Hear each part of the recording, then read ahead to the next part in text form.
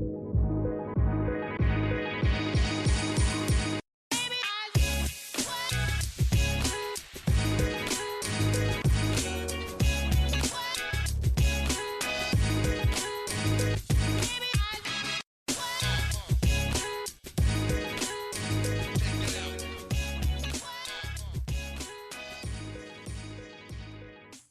friends and lovers. Welcome back to For Your Reference. You've got your host, KT. And OT. And we have some guests with us today. If you've read the title, strap in or strap on because we are going to have a great time. Can you please introduce yourselves? Hi, hello. I'm Amy D. I'm with Why I'm Single, and I have Chuck. And I'm Chuck. I'm also with Why I'm Single. He's our audio wizard. He's the saint of audio engineering. Oh, I love that. We need to plaster that somewhere. I think we're going to have a religious shrine built in his honor. Well, let's definitely pencil that in. So take a swig of your Jameson and hold on to your tiny furniture because we are diving into The Wire this week. Thank you so much for joining us. If this is the first time listening to For Your Reference, you are in for a good time. And please listen to our other episodes along the way. Also check out Why I'm Single, and I'll put it in the show notes. But let's dive in. You know, The Wire has been around for a delicious amount of time, and I've watched it quite a lot of times. So I know everyone just wants to dive in. So this is coming out of HBO, pure quality. HBO is amazing. Everyone loves HBO.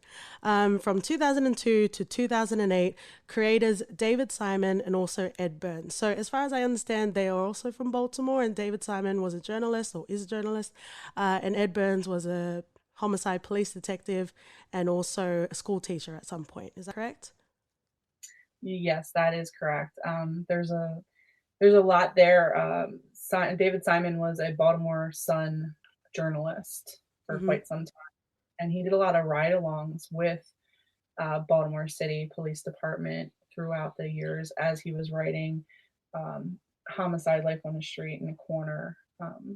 So he did a good deal of research, and I have the luxury of actually working with retired Baltimore City Police. So some of these things that you see on The Wire, they're pretty parallel. They run a pretty close line to things that actually happened, which makes it more interesting. The Wire so much because it is very true, and I wankery, if you will excuse my word. People say a lot like, you know, the music is the character of the film, but I really feel like Baltimore is its own character in The Wire. Yeah, I think I have a confession to make. I'll just come straight to it. I did not watch The Wire until 2015, and it was with great hesitation and this resistance of this, I'm Baltimore, I'm salt, like I'm from here, I need to watch that shit on TV. I live here. The film outside of my office, I actually worked across the street from the courthouse, and it would be so annoying when you're trying to leave and everything. You can't leave this little, I had like this resistance naturally to him. I did not watch The Wire until 2015 when we were in the middle of, we were boarded up in our houses, you know, and here I am binging The Wire, and I can't tell the difference between HBO and the news because everything outside is on fire. It's just, it was, but I think that they hooked me in that first episode, just hearing how well it up, and they said it's all the heroin in the water that it keeps us coming back. And it's one of those things that you're like, oh, this is like an abusive relationship sometimes. This city is so great, and it's so beautiful, and it's filled with awesome people that are, you know, maybe we have a little bit of abrasive, and there are problems just like any place. And of course, we sometimes when we make the news, it's not always for the greatest things, but that's the sad part because there's a lot of awesome things that are happening. But one thing that I thought about when I was reflecting on The Wire and, you know, our city and how I was so hesitant in watching it to begin with is Baltimore is one of those cities where if you don't do it right, you're going to hear shit about it. So they knew they had to come out of the gate and do this right. Otherwise, it wasn't going to be met with any kind of love. So living here is awesome. It's a great sense of community. We were talking before you got on, or before we started recording, about Aaron and how Aaron's like, you better do this right. You know, the No Picks After Dark Shout out to podcast. Aaron. Yeah, Aaron. So we were at a happy hour on Thursday where all kinds of people from the community came out, and it's, it's East Baltimore, so we're like, there's magic here. It's great. I'm at a community meeting the other night, and I get a text message from my boyfriend John, and it says, "Just another day in Baltimore. Just saw two guys in go-karts going down Northern Parkway." And it's like one of those things you just have to laugh about, because you never know what you're going to say. Chuck, what do you think? Yeah, I was just thinking about, as you were saying, about how you better do it right, because that's the kind of people we are. It's also, it made me think that it's because people here value realness, like street realness. Like, it's kind of the opposite of how, I mean, I don't live there, but what you hear about LA is like, the fake people, and everybody's, putting up a front, and there's a certain person there everybody's trying to be. But this place is the opposite of that. Like, if you, like, people like smell that, we call bullshit real quick. Right. Yeah. Like, our bullshit meters are like way up. Yeah. Finely tuned. It's finely tuned. And that's something about the way that they come back and forth, and you might not see them for a whole season, and then they pop back up. And that's what life is like here. Like, there's somebody that you might know from the neighborhood that you don't see for a year or two. You see them again, and you just pick up right like you never left off. So I think that's Baltimore is one of those places. There's more than murder here.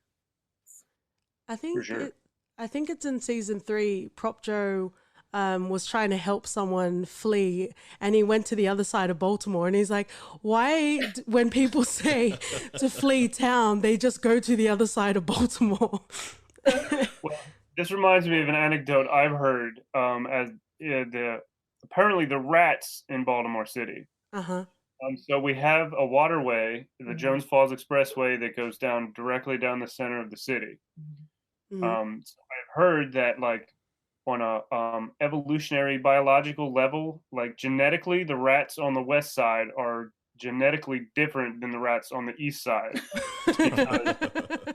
because of that water that goes down through the city. Because the rats on the east side are uppity. Right. I just thought it was neat that, like, since they don't cross that that river to mate, that, like, they're like, they've been here so long. Yeah. Like, they've genetically evolved differently. Yeah, there's a meme that went around not that long ago, and it's like a traffic jam on 695 or 95, which is our beltway and our interstate. And it says it takes an hour to get from Baltimore to Baltimore. Yeah. So we are a large city in a small town, if that makes sense. So people that live deep in the city, like, you see in the show, these kids have never left West Baltimore. They've never left that neighborhood. They've never gone outside into the county. Like, there's people that will treat a trip to the county, and I'm one of them people. If you tell me that you are on the west side of 40, I'm not going that way. Like, I'm just I got everything I need on this side of town. But I mean, I have the means to get there. I just don't feel like sitting in traffic. So, I mean, people will treat a trip to the county or another county like it's a vacation. And I think Bodie, when he has to go and do a job, he didn't quite comprehend that the radio is different in different cities as well, because they were crossing over. So it was quite interesting. And I guess, just to wrap this segment up, in the words of Valchek, fucking rat fuckers. I love Valchek. I don't think he gets enough respect because he's such a Weasley guy. I honestly thought he was a local. I had to look him up, and I realized he wasn't. He's an actor. Really? He nailed it. He nailed the guy really well. He's so deliciously petty. Like, I loved how petty he was. Fucking stained glass window. Yes. And that kind of spawned off into that whole, like, next investigation, because he wanted that stained glass window, and he was wondering where the ports were getting all that money from, right? So, glancing through all of the seasons that we have, it was perfectly laid out from a story, like, just from a narrative point of view, because you start off quite succinctly, right? So we're talking about Avon and Stringer, and they're in, they're dealing drugs, right? And then you've also got the police. So it's very succinct, it's very straightforward. And then season 2 branches out into the distro and how they actually get the drugs, right? And they slowly start to add to the tapestry that is Baltimore, right? Yep. And then you have quite a lot of development within all the characters that we've already met. And then Prop Joe comes along and we're in for a good time. And you see Valchek as well, and you see Bunny Colvin.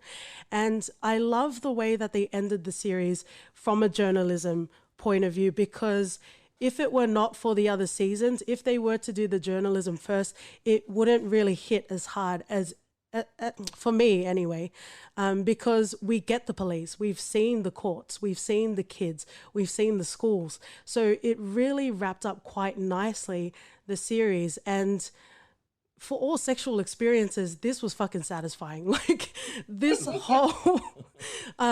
whole series, like I can't tell you where my hands were at the end of it, but wow, like this like this whole series, it just wrapped up so nicely.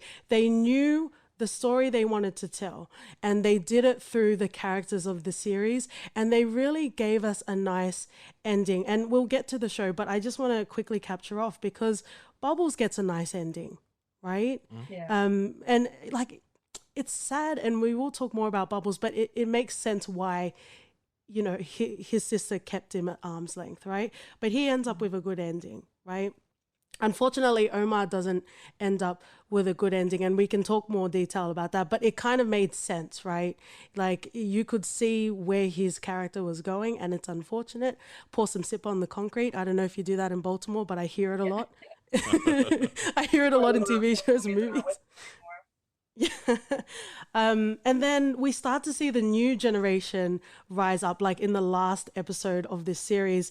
Unfortunately, Daquan, he might turn into like a Bubbles character, but I think it's good that they have some aspects where not everyone has a happy ending. And then you have Michael potentially becoming Omar and taking those, like filling in those shoes.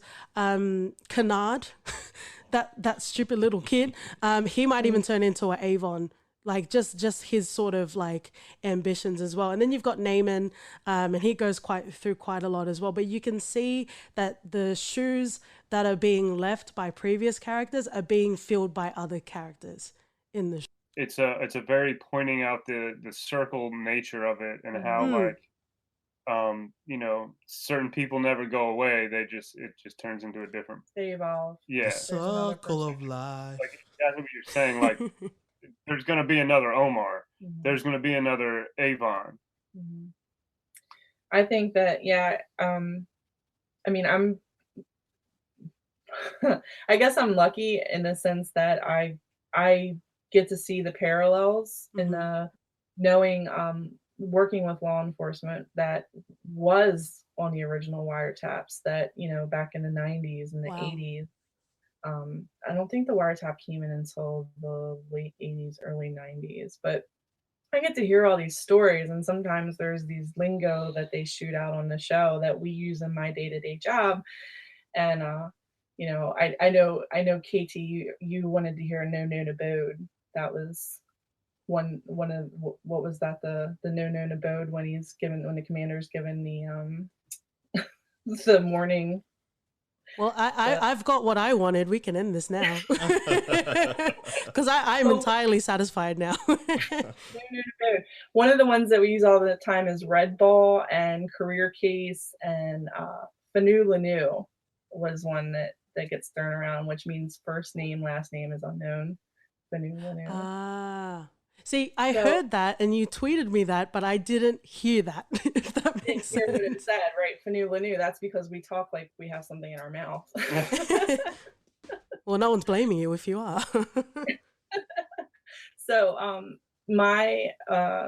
I know that one of my former mentors was a colonel. He retired as a colonel, and he was one of the ones that did the ride-alongs with David Simon at the time when he was doing all the writing. And I remember asking him, and was like, was there anything portrayed that you felt you disagreed with? And he was just like, we never got to eat steamed crabs off the back of a cruiser. He's like, we never did that. Nobody does that. Why not? Like, that's on them. Like, I would do that my first day. Like, here's the keys to the car. Okay, we're going down to where are we going to get crabs? We're going to go down to Ales or Comrades. We're going to Comrades. Crabs. We're going to get some crabs. We're going to eat them in this parking lot on the back of this cruiser. Somebody put this on the Insta. Right. No, that doesn't happen anymore. But there's a lot of little stories that I see in The Wire, and then I'll go to work and I'm like, but did this really happen? So I was at work the other day, and I said, oh, I got to season 4 when they did the lie detector test with or season 5, they did the lie detector test with the Xerox machine. And without missing a beat, my former homicide detective colleague goes, oh, so-and-so did that. He's like, he did that all the time. And in the show, they'll spit out, there's a scene where McNulty is saying, Gary Childs and this one and that one, and he's naming off all these actual Baltimore City detectives. So Gary Childs is the one that worked the case for the nuns, the keepers. Yeah. So that's another good Netflix show. But anyway, McNulty said Ed Burns, so I picked that up. Ed Burns, yeah. Ed Norris. Mm-hmm. Ed Norris was a Baltimore City commissioner. Yes, he was a commissioner. And he lost his job for taking about $20,000 from the city fund. But he's the bald guy you see. You see him a lot more in season 5. Yeah. He's still in town. He has a local radio morning show. Yeah. So didn't hurt him any, that controversy. No. He's fine. Yeah, he's doing fine. Yeah. So anyway, I'm sorry we took you off track there. No, that's absolutely fine. Actually, while we're on that, because you talk about him landing just fine, do you find in Baltimore that there are people that are just skeezy, like Clay Davis, for example? Is that politicians? Yes. So Calcetti, right? Yeah. Yes. Calcetti was modeled after Martin O'Malley. He went from being the mayor of, was he mayor of Baltimore? Yeah, he was mayor of Baltimore, and then he got elected governor, and then he tried to get elected president, but he raised he did not get very far. They changed. He was known more as O'Malley, like OWE. Yeah, like we owed a bunch of taxes because of him, but that's who Calcetti was. Calcetti. Yeah, I keep fucking up his name. That's who he was modeled after. Nobody likes him here, but I'm sure he's doing just fine with his bank account. Yeah, he's fine. Whichever way he managed to put it together. Yeah, but there's a lot of we recently had our mayor. Oh man. Our mayor went fucking Looney Tunes and went into hiding. Look at the last string of mayors. There was Sheila, what's her name? Sheila Dixon. And she got tossed out for gift cards. Stealing gift cards. Like somebody would donate gift cards, and then she would take them and use them for herself. Wow. And then after her was Stephanie Rawlings. Stephanie Rawlings Blake. Excuse me. Yeah. Stephanie Rawlings Blake, but she was the one who basically pulled Amsterdam in the middle of the Baltimore riots. Yeah. Oh, I'm sorry. So that's kind of grounded in reality, Amsterdam? Oh no, this happened way after the show. This in 2015 was a lot of turmoil over a case. His name is Freddie Gray. He's deceased. The case of police brutality. The city was not happy, and instead of curtailing it, she kind of took the stance of give people the room they need to express themselves, which resulted in burning down city blocks. And it was a sad time. I mean, we had National Guard here to. Wow. It wasn't a good look. No. Let's say. No. So, and then after her was Mayor Catherine Pugh. Woo. And just recently, she just didn't look right. Yeah, she always she looked like Jar Jar Binks. Remember the scene in E.T. when they dress E.T. up as a little girl to try to hide E.T.? Yeah. Yeah, that was Catherine. Oh, no. So the best thing that we got out of Catherine Pugh was a bunch of really good memes because she went into hiding. So they had fugitive memes. Basically, she made a book that didn't really get made. She made a children's book. Yeah. And then people were buying lots of them in return for favors from the city government. Mm-hmm. So that was a scandal. So we don't have a good track record as far as leadership. We are so far it's pretty good because I can barely remember the guy's name. And that's the barometer. Thing, yeah, that's a good. Okay, that's it. Yeah, our current mayor is Jack Young, and he didn't want the job. He's just like and this is air quotes, didn't want the job. Yeah, he was adamant that he didn't want the job, but now he's gonna run. You know who else was reluctant to take over power? The Emperor in Star Wars. He loves democracy. And that is a tasty little morsel, because I think that's the first time Star Wars has ever been mentioned on our podcast. He doesn't watch it. Sorry? I mean, I could see why. Yeah. I guess just because, like the further. Here we go. This is what we call a ramble jam on our podcast. So the first 3 Star Wars movies, those were all pretty good, but especially in context of what else was going on. Yeah. That was pretty groundbreaking. Yeah. But when you put up these later stories against what else is available, yeah, it's just not as cool anymore. No. So to surmise. Sorry. No, that's why it's called For Your Reference, so we have an excuse to go on tangents and talk about other movies. We can't stay on track for shit around here, so we're probably all undiagnosed. Yeah. So we missed that. We're too old to have been diagnosed with a attention deficit disorder. They just called it being bad when we were kids. Mm-hmm. So we don't have a great track record with leadership. Yeah. Really, we have a horrible police scandal going on now with the gun task force. That's resulting in a lot of investigation, a lot of arrests, a lot of police officers went to jail. We're a poor city, but we're a lot of great people. If that makes any sense, it's a lot of people that are like on the struggle bus to try to keep shit good, and I feel like I didn't see a lot of that in The Wire. You didn't see a lot of the outside of the inner city. Yeah. I'm not complaining. I'm just saying, you don't get a full picture. Like, we didn't have a Friday night out in freaking Canton. No. Or a bachelor party in Federal Hill. Yeah.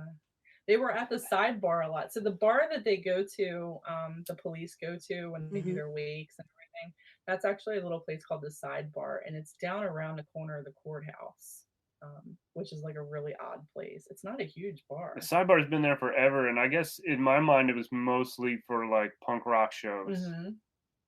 So it was just like a little tiny place, but they would also let your punk band come in there and make a racket, so long as they could sell alcohol. But they tarted it up like an Irish pub for The Wire. Yeah. Is there anything else that you felt like wasn't necessarily accurate, or even just now you're saying you wish or it didn't get covered? Is there anything that you wish was done differently or just wasn't in there that probably should have been in there? I don't think that it was wrong, but I noticed that there was never any filming in like the winter season. So if you remember the episode where they announced that Calcutta won, Calcutta, they remember that Cold Cut won. So him and his wife are walking around the harbor, right? And it's like November or January, even whenever they announced the election, November. Yeah, it would have been. Yeah. And he goes, "Oh, it's nice out. There's no cold air coming. There's no breath coming out." And she goes, "Oh, except for the smell. The harbor doesn't smell in the winter. It smells in the heat of the summer." So that's like, she said something like it was a little rank. Now I just noticed that there was never any filming in like the snow or never any severe weather, which makes sense because who wants to fucking film out there in that? But that was just something that I picked up on. One thing that there was 2 things. There was never any mention of the 12 O'Clock Boys, and there was never any Squeegee Boy references. I was just thinking about the 12 O'Clock Boys earlier because we went up to York this week, and they had 12 O'Clock Boys up there. Yeah. Now, if you don't, for your reference, if you don't know what 12 O'Clock Boys are, there's a great documentary you can watch. Essentially, it's no face, no charge. It's dirt bikes, motorcycles, anything with a power motor that these kids will I mean, if they had a place to do this like X Games style, it would be awesome. But instead, they just ride down the middle of a busy street through red lights, popping wheelies. And we're not talking just Wow. about like in their neighborhoods. We're No. talking about like down Pratt Hordes, Street, which yes. is like the big tourist, like downtown Baltimore, Yeah. on the harbor, tourist President place. Street, Yeah. like, Wow. and there's a no chase, so they can't do high speed chases. They can't chase these kids. Obviously, that wouldn't be great for anybody. But I mean, we're talking hordes. Like it looks organized. And then the other thing, They're all doing wheelies and whatnot. Yeah. I've never seen one of those dudes on two wheels. It's always just the one. just one. Yeah. Yeah, but there's a really good documentary that was put out about it, and one of the moms of one of the 12 o'clock boys, she was at a dog clinic that John, that with the charity. Mm-hmm. The other thing is squeegee boys, and they raise a lot of conflict in the city. There's people that are very uncomfortable by this, and those are the people. I don't have a huge problem with What this. do you guys think a squeegee boy is? Yeah, what do you think a squeegee boy is? Oh. Well, this is just my brain, but I was envisioning people like squidging titties. Like, is that a service is that a service? Is that a service that's provided in Baltimore? Like, do we squidge the titties? No. Yeah, we pull up the lights and we squish the titties. It's one of glass. Squeegee boys are young kids, anywhere from like 7 up to like 20 something, that stand at red lights and they come out with a squeegee and a bottle of Windex and they clean your windshield. Do you guys have squeegees there? Or you probably call it something to clean your window with. Like if you go to a gas station to fill up your car, is there like a something you can clean your windows with there? Yeah, we call it squeegees, but I don't think there's an actual term for the people that do it. Yeah. Okay, well, see, I don't think there's a term for them anywhere else either. We have squeegee boys, and here's the thing: is a lot of people don't live in Baltimore, but they come to work because this is the hub. So we have people that move to Pennsylvania so that they can pay lower whatever property, rates and whatnot, and they still commute to Baltimore, and they're very uncomfortable by these kids that want to clean their windows, asking for money when they do it. These kids are making a couple $100 a day, some of them. Like, there's been articles about it. And for the most part, I've talked to a couple of them in particular so many times. And I don't know how many times one of them's tried to put his phone number in my phone. And I said, I'm old enough to be your mom. I was like, nay, I'm old enough to be your grandma. Like, honestly, just be your grandma. But people are really uncomfortable by it. And I just think that it's too much. It's too much culture all at once coming at them sometimes. I've had squeegee kids make a little heart on my windshield with the squeegee. Oh, I'm just like, who's carrying cash around anymore? I don't know what they. So that's the conversation. This is a dying business model. Yeah, I'm like, sorry, I respect buddy. the hustle, but they need to. I'm always like, sorry, I don't have any cash, and they'll talk to you or whatever. But some people are just like, they're begging for money, and we need to have we shouldn't have panhandlers. And I'm like, you could just be a human being and be like, no, I'm good, thanks. And I think this show did quite a good job of, because you can see that people are homeless, or like, there's a drug going on as well. But it also portrays the fact that there's no other option in some cases. Right? So you have, like, even on a bigger sense, you have Carcetti saying, I want clean stats. I want this done right.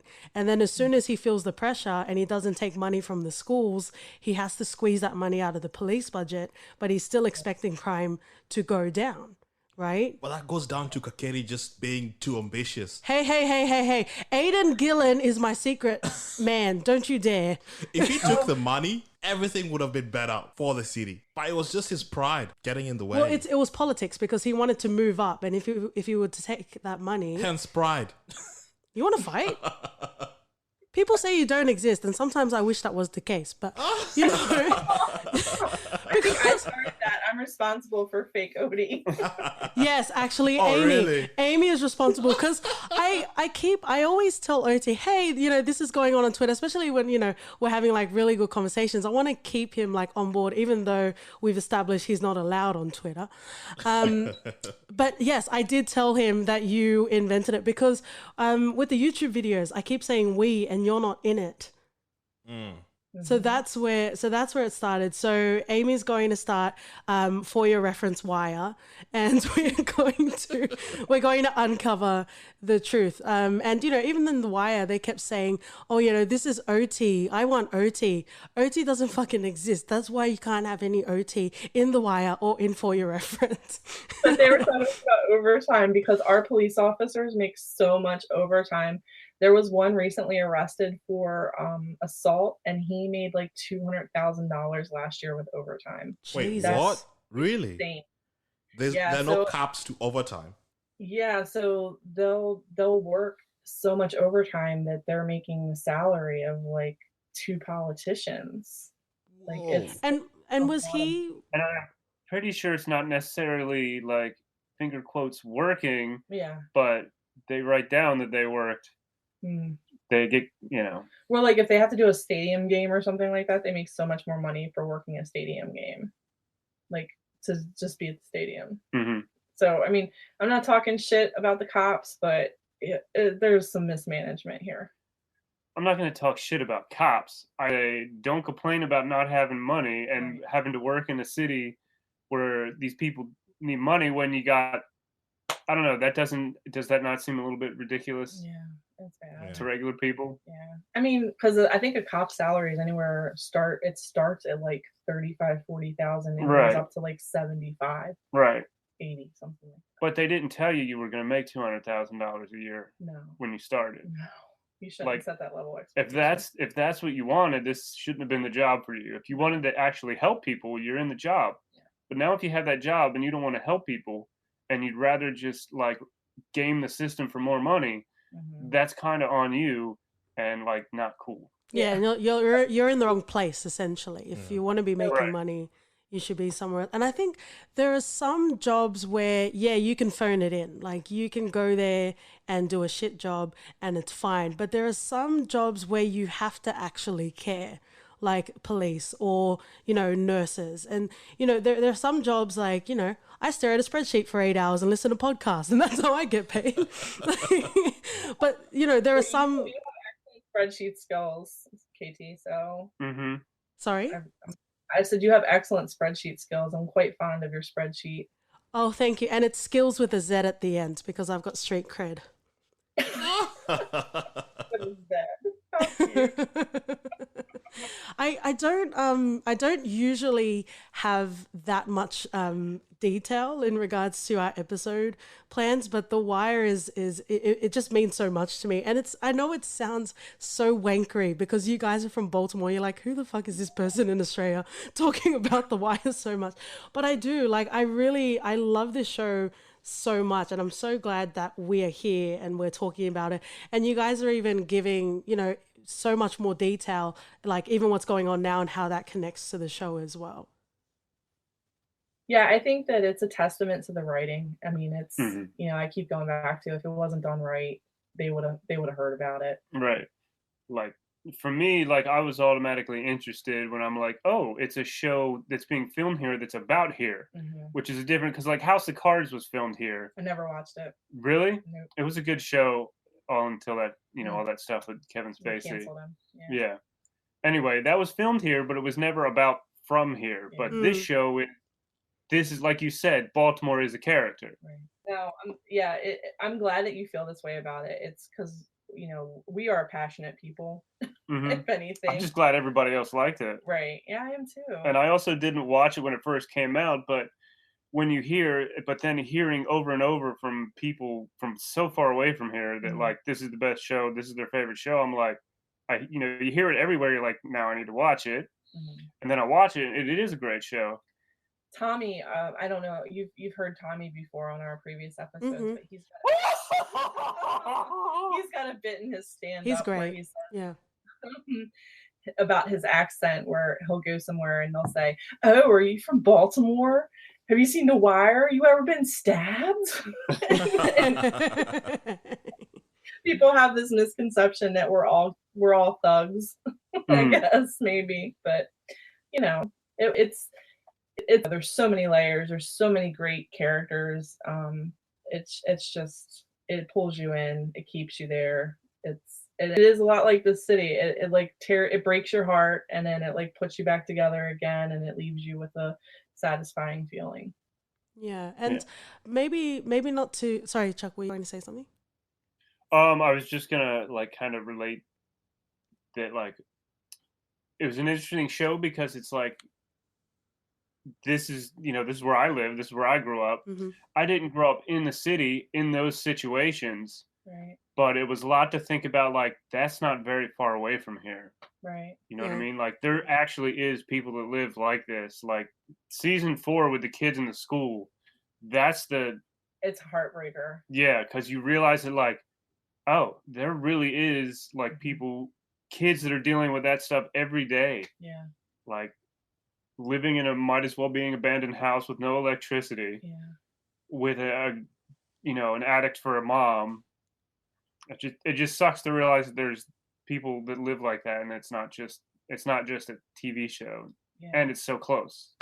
I think that one of the things that I liked that they touched on in season 2, and they didn't really harp on it, but they won me over at that point, was when I can't remember his name. What was Sabatka's nephew's name? Nick. So Nick's looking to buy a house, and they go look at a house, and they go, oh, I forget what neighborhood she said it was. I think she said, this is Port Covington. And he was like, no, it's not. And it just, it's such a strong chord with me, because it's like, I have kind of like this pet peeve about people the gentrification is rampant. And I was trying to explain to somebody recently how she was upset because one of the homes in her neighborhood got graffitied. And I said, oh, well, is it like a writing? Is it like a good tag, or is it just like some shit that somebody sprayed with, spray paint? And she's like, it's just some shit. And she goes, that's an $850,000 home. And I was like, whoa, maybe somebody that can't afford to live in their neighborhood anymore threw some shit up on the wall because they're pissed off about it. And she's like, it's called grow up and get a job. And I was like, oh, you don't get it. You don't get what these people are seeing. Like, these neighborhoods are being, leveled and rebuilt, and what used to be a project is now, a waterfront property. And it's a love-hate thing, because it's like, as a homeowner, as a person that's got an investment, you're like, okay, yeah, I want to see this, but at the same time, I want to see everybody else have financial equity and have a safe place to live and be able to prosper. It's also not hard to just not be a dick about it. Yeah. Well, that's true too. But you have to go so far back to give people everything they need to be prepared for stuff. So you mean not be a dick, like that lady, like person. It would not be hard for her to not be a dick about it. She's a transplant. Yeah. She's from New York. Well, it doesn't matter where she's from. There's a lot of people from everywhere that just have no thoughts like of anything happening outside of their own life. Yeah. And what they're seeing right now. Yeah. Like, I'm always the first one to be like, well, as a white woman, let me tell you how everything is. Right. But I think I try to do a good job of like leveling myself and remembering, I might be afforded privileges that other people haven't been given, even though I came from the Port Way trash side of the county, it's a struggle for people. And I really like that they hit on that in that season, because I was like, yeah, I remember one time this guy was like, hey, meet me at Blue Note Tavern. And I was like, Blue Note Tavern, where's that at? And he's like, Brewers Hill. And I was like, Brewers Hill? What the Brewers Hill? Because to me, this is brand new. And he goes, I said, what are the cross streets? And he goes, O'Donnell and Conklin. And I was like, that's O'Donnell Heights. Like, that's been a project forever. And now it's a brand new neighborhood, It's just one of those things that if you blink, you miss it. So, and it continues to happen. Mm-hmm. And I think it's one of those things, right? Just like Chuck was saying, it's just like, for some people, terrible, not the best dicks of people, Like, it's easy just to blame it on them. Like, those people, and even like Amy said, just go and get a job. It's not that hard. You'll get a job and you'll be fine and you'll get money and you won't come and tag our streets without any sort of understanding of the ramifications of, you know, the gentrifying of that sort of neighborhood, right? And Yeah, like there's, they don't know what it would take to do all that. yeah, and I think it's also, you know, as you guys are also noting too as well, not everyone starts at the same point in life, right? Some people are behind, some people are in front. Whether you want to talk about, you know, it's people say privilege a lot, but it is essentially, you know, there are people that are ahead in life, and then there are people that have a few steps back, and it's not so easy to just say that. But I think it's easier, you know, when you're sitting in your home just thinking about yourself. You're not really caring for what people are going through. Right. And And it's something that you need to remind yourself to come back to a grounding and say, you know, what's easy for me might be a struggle for somebody else. And And that's why I love, like, it's, you can have like inspiring speeches of all of the historical figures, but I truly believe, you know, you can even change people in the way they think and the way they feel through music, through TV, and through movies. And you can do it in a way that can really resonate instead of being someone preaching at you, like, you're supposed to care about this sort of thing. right. And The Wire does that, at least to me, it does it quite well because, like, let's go back to the schools for a second and let's focus on that for a bit because, you know, the teachers are struggling themselves, and, you know, they're under their own pressures to try and get them just to do the test, not to get them to understand why they're doing it, but for the funding of the school so they don't become privatized. You know, it just becomes a mechanical thing. Like, you just need to do this. And to have these kids going through so much struggle outside of the classroom just to be like, just go and do the test without any sort of, not to say that they didn't understand, because I think The Wire did a good job of showing a lot of, you know, involuntary helplessness, right? You know, these, even Presbolewski, you know, he wanted to help. And even the vice principal was like, there's going to be another Daquan. You know what I mean? Like, you're giving so much love. You know, do you have kids? No, go and have kids, because he will leave and there will be more kids that you'll need to look after as well. And it's a numbers thing, right? If there weren't as many kids to look after, then maybe there would be more time. There would be more money to focus on that. But unfortunately, that's where the funnel is getting squeezed. And I think that's a KT, your phrase or mine. I don't think I don't think that's a real phrase. How much how much did you love Marcia Donnelly, the vice Oh, principal? I loved her so much because she had so much, like, she wielded so much power, but she didn't, like, she wasn't forceful with it, Yeah. if that makes She, sense. she I would say that and she is an actress because I had to look her up. It's is it Tootsie Duvall, that's her Mm-hmm. name. She's about as authentic as it gets. As far as the way that we speak, she sounds like she's from O'Donnell Heights, if that makes sense. But she was right. She was like, you know, there's going to be another Daquan. There's going to be another kid that you're going to feel this way about, and that's that whole thing that the teachers were dealing with was the no student left behind Mm-hmm. is basically like the program where they just have to force them to pass these tests, that way they can get funded, and whether they're ready or not, you're age appropriate, it's time to go into the next level. And it's really sad because then what you're doing is you're turning out children into high school, from high school into the world, that don't have skills. They don't have what they need. So anyway, sorry, hand that back to you. I knew No, that you which had is really, really sad because, like, I think in our Lions King episode, I said that once I got exposed to cartoons and all the animation and it resonating with me because it had Swahili in it, it opened my eyes to a whole new world out there of, That's the wrong movie, wrong reference. animation and stuff. And I was like, okay, I could do this. I want to do this. I want to learn more about this stuff. And take Barney Colvin, taking Namewin and the other two kids, can't remember their names right now. Zenobia. And I Zenobia don't remember and, the other guy's name. yeah. That's fine. To a fancy restaurant, and them realizing there's so much more to this world than just what they know around the corner. Yeah, I mean, that was such a culture shock. He took those 4 kids to Ruth Chris, which is a high-end steak restaurant, and I mean, I don't even go there. It's I don't think I've ever been. No, I would feel uncomfortable. Yeah, I wouldn't be comfortable. I would feel like I'm sure the steak's awesome, but like, yeah, I'm gonna not feel like I belong. I'm gonna look like I don't belong. Yeah, I definitely. And he was like, when the waitress or when the hostess walks away, and he goes, "Well, who is she?" Like they had no concept of how it even worked. It is sad. And that name Zenobia, like every time I heard it, I just kept thinking of Coming to America. And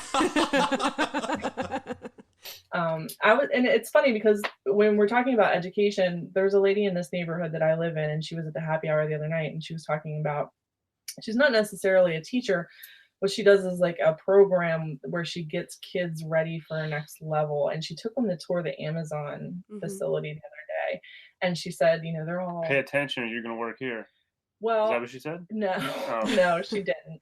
What she was showing them was like the automation, the robotics, this is how this works. Don't worry about it. You won't have a job. No. There's none available. We have robots anymore. Well, but she had one kid that said, who makes all of this? Like she had one kid that was like, he was like, Miss Z, who makes the things that make the conveyor belts do this? Yeah. And I was like, you found the smart one. Yeah. I said, well, does that kid like have a hard time expressing himself and showing emotion? And she's like, yeah, a little bit. I was like, he's going to be an engineer. Yeah.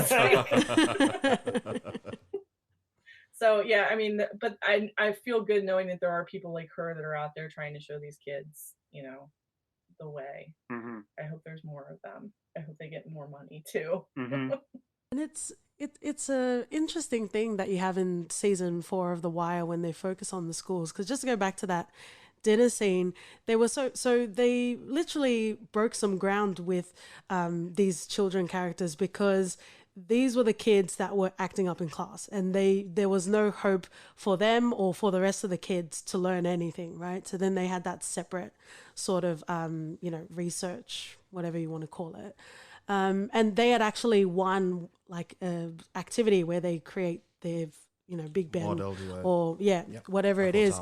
And as I understand, there's a lot that's going on outside of the schools, right? There are a lot of things that these kids from their frame of reference bring into the school.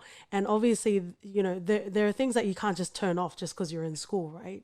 So there are behavioral problems, but there's some real deep shit. There's some real issues that unfortunately these kids have to go through at such a young age, right? So quite a great sort of achievement is, yes, they were able to complete that and they won that activity and they were rewarded with that dinner. So they're riding high, they have good spirits, and then they get taken to such a different environment where they just felt like they didn't belong, and they kind of went backwards in a sense of how they felt about themselves, and possibly reflecting on, maybe this is my life, maybe this is where I need to be. And there were quite a few examples of that in The Wire as well. D'Angelo as well, where he took Donette. They were in a fancy restaurant as well, and they didn't have a reservation, and they were kind of sitting on the side as well. And D'Angelo's like, yo, I want that table like over there. And it does it quite nicely, and not so much in your face of, this isn't our world sort of thing. You know what I mean? He tried to take the cake off the tray, like where they bring around the a la carte, what desserts they have. And he takes it off and he goes, oh no, that's just for display. And he didn't get that. I have a funny story kind of along that lines, but by no means am I going to try to assimilate myself with these children from the inner city, because I realize that mine is just my own stupidity or whatever. But we used to go out a lot after the tattoo shop, and we went to this place called Brewer's Art, which is kind of snooty. And it took me a long time to realize that I didn't even really like beer. I was just drinking beer because that's what everybody was drinking. And so I walk up to the bar. We're in this place, Brewer's Art. It's like an old historical building. It's like very, velvet couch kind of place. And I was like, can I have a Coors Light? And I think I heard a record scratch. Like, I'm pretty sure everybody stopped and looked at me. And then I was like, oh, I had never went someplace like that. So I was like, oh, this isn't just a neighborhood dive bar. They're not just serving Natty Boh. This is a place where I have to order a Stella Artois or, Ma'am, we did not go through all the trouble to brew this thing called Resurrection right here for you to come into our home right and ask for Coors Light. Yeah. The hell is wrong with And you? it wasn't even like I liked the taste of Coors Light. Right. It's just what I knew.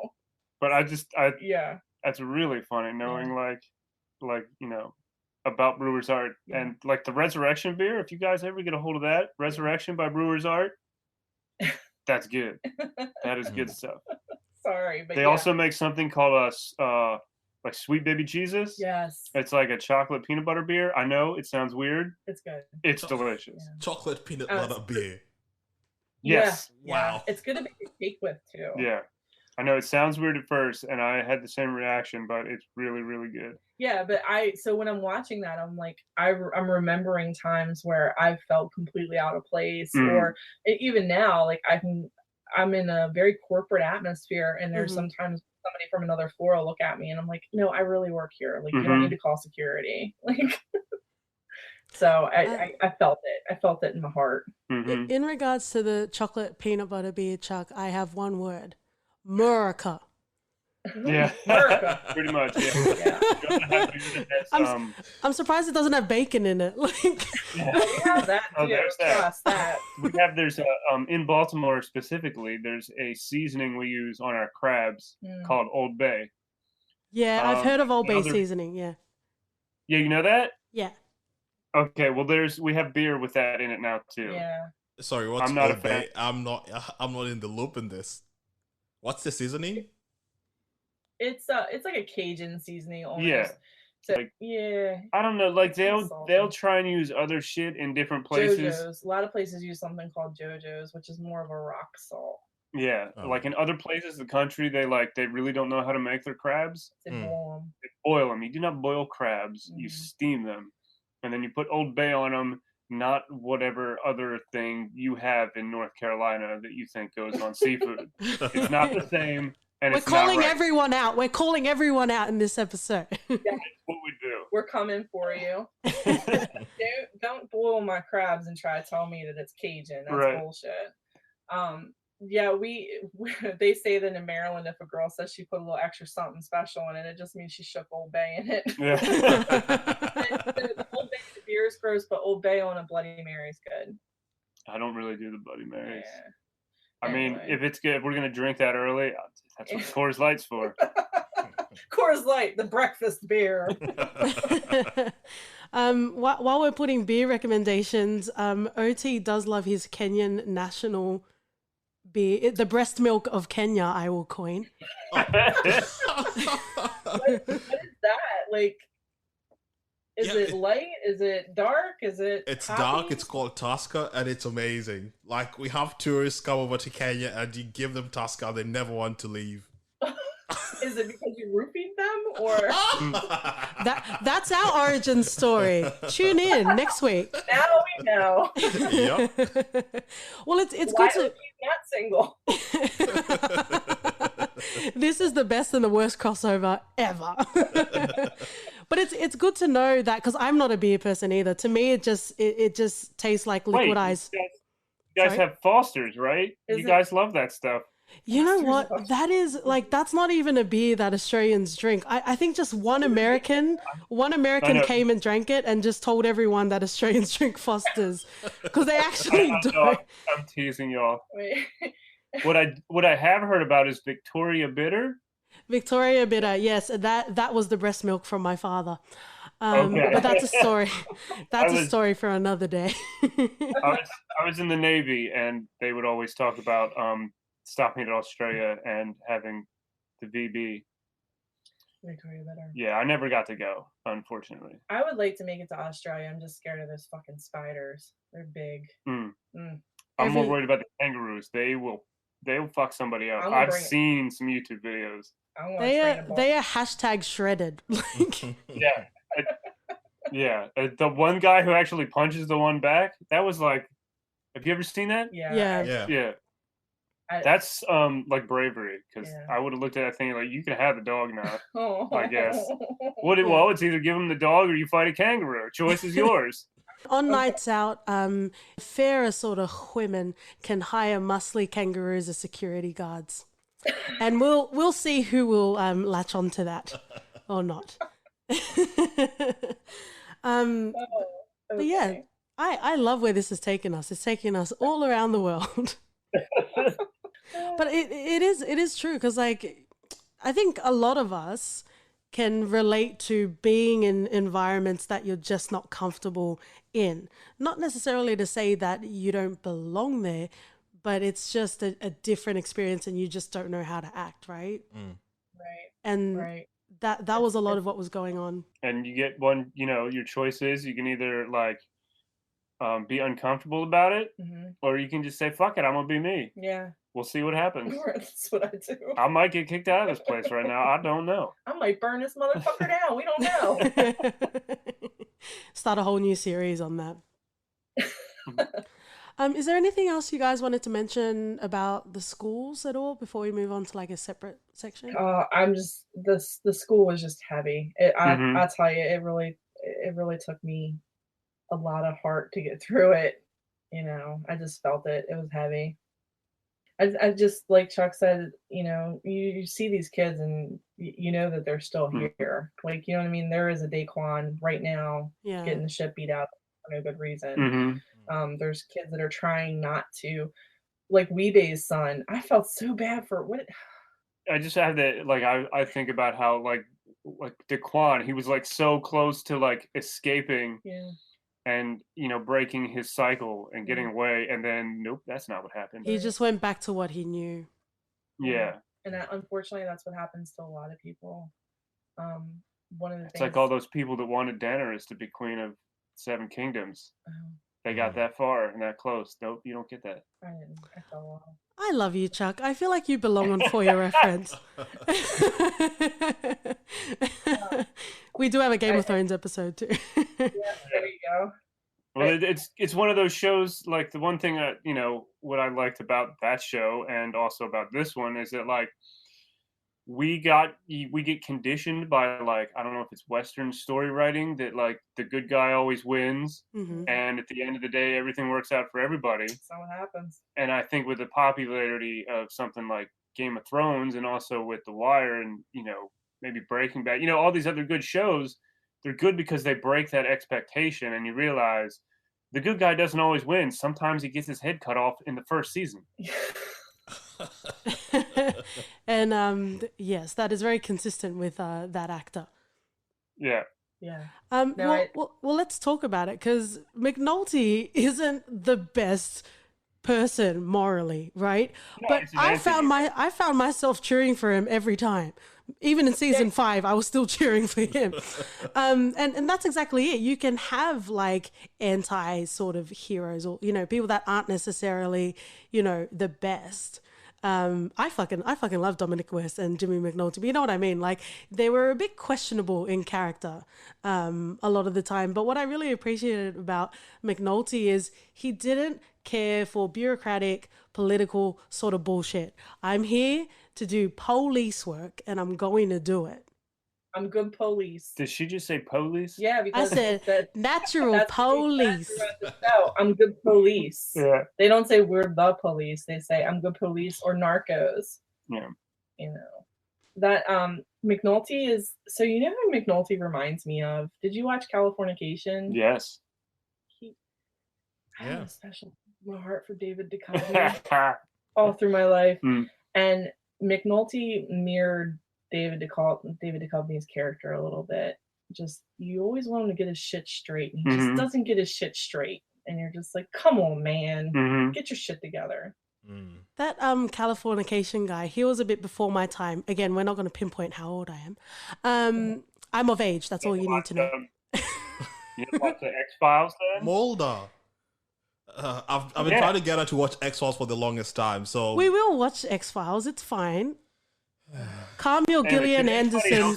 Did anybody else hate Duchovny's wife in Californication?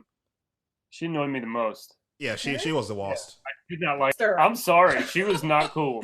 There were some times where she would be getting mad at him. Like they were broken up or something. They were never married, for one. Whatever. There's a time when they were broken up, so he was seeing somebody else, and she got angry about it. Like, how are you going to do that? Like, that's not the rules. This is for another time.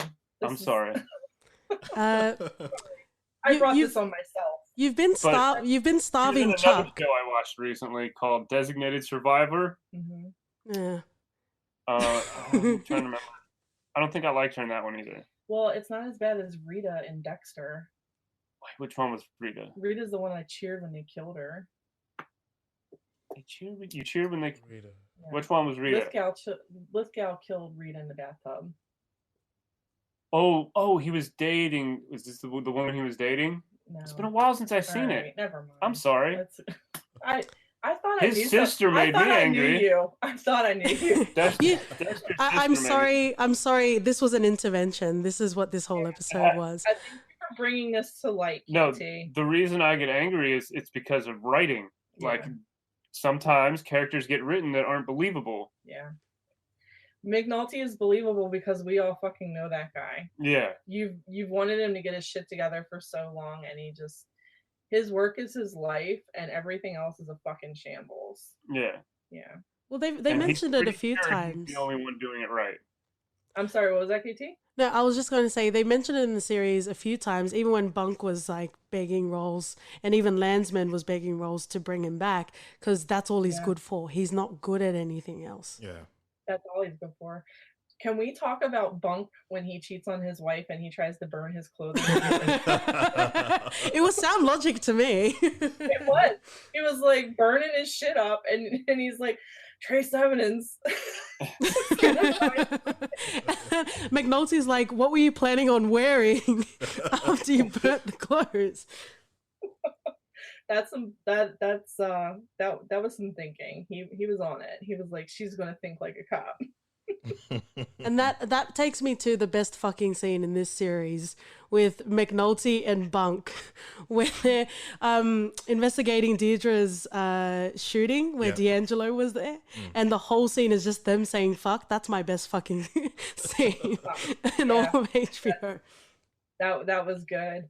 There was a lot of really good lines. I when I started watching this, it was when I was flying out to Portland, so I was like on a flight and just watching, one episode after another. And there was a part where he said something to the effect of, "I swear to God, you show me the son of a bitch that can fix this police department, and I'll give back half my overtime." But it was so well done. Like the writing was so well, and what I really appreciate about it. And Amy, by the way, you are starving Chuck because it seems like he really wants to start a TV movie podcast. As long as we're not in competition, I'm fine. I don't know that I would be so good about it because I would just like derail into another show every time he brings something up. It would be 6 degrees of separation. We'd be like, this guy played in this thing in there. Mm-hmm. Like that person that does the one thing and then he died in the other thing. The guy, and I kept saying to John, I'm like, what's Littlefinger's name? And he's like, Peter Baelish? He's like, Calcutta? That's that was that guy. Oh, Chuck just realized it's been a while since I watched The Wire all the way through. Yeah. Well, it's one of those things, right? It depends if you watch something before or after. And this is my turn to derail this episode. Deadwood. Yeah. I watched Deadwood recently, so I actually recognized all the people in the series, but OT had watched it ages ago, so he didn't even realize half of the people. Like Jim Beaver's in there. We have Molly Parker in there as well. We have there's quite a lot of people in Deadwood, but it's like you don't realize it until you go off and watch other shows and then come back to it. But Wire, so I saw Carcetti straight away. Like I just looked at my notes and I have drunk ass Bunk burning his clothing to destroy trace evidence of his philandering around on his Nadine, and then quote, "You give me that pussy, now you gonna take my shoes?" They have, you know what, like we could even just have a whole episode just talking about McNulty and Bunk because they understand each other so much. Get yourself someone like Bunk. Maybe not McNulty because he's a bit problematic, but get yourself someone like Bunk because he really pulled McNulty up on his bullshit a lot, right? Yeah. Even when he said that really heartbreaking thing, that same episode, that same scene when he was in one of the kids' bunk beds, he said to McNulty, "You're not good for anyone." Right? Yeah. Yeah. Which is sad, but it's kind of true. And McNulty kind of knows it's true, so you can't really get angry at Bunk. But they have such a great sort of dynamic together, and it was fucking delicious to watch. And one of my favorite scenes is when they were eating crabs in the one of the interrogation rooms. They just had it all out there, and they were sitting and they were eating the crabs. And I think Bunk was trying to get some help from McNulty, and he's like, where's the love for Bunk? And McNulty says, if you want some love, come sit on my lap. There was quite a few like sly one-liners that you have to just like really listen, that I caught more when I was listening with my headphones in, watching it on my iPad going on the flight, because I was just zoned in. But there's so many good lines. McNulty says, "I wouldn't wipe my ass with a Baltimore lawyer." And that probably hit like quite to home for you guys, right? Oh my God, it did. And then there was another thing. I know that you've listened to our show, and I've said it numerous times where I'm like, Baltimore men come in very few flavors. And I have a note in here. Season 2, Frog is one of the few flavors of men available in Baltimore. Frog was like that white boy that had like oversized clothing on and earrings and the hat and everything. He was definitely, he's one of the flavors. He smells like back child support. just dripping in debt. Yeah. Just bad decisions. So, one of my, if we're talking about like really good scenes and one-liners and that sort of thing, I think it's even in the first episode where McNulty goes to Judge Phelan and he pretty much orchestrates the unit, and he pretty much fuck Rolls. And then Rolls calls him into his office and he's like, "You see these, McNulty? These are for you." And he's got his middle fingers and he's like giving him the birds. I had a note too about in season 2 that McNulty is drunk driving while listening to Dropkick Murphys, and I said, a little on the nose for a drunken Irish cop. Yes. It's like, yes, we know the stereotypes are there. Yeah, we got it. He drinks Jameson. He's Irish. He's a cop. He listens to Dropkick Murphys. Yeah, exactly. It makes sense. Yeah, right.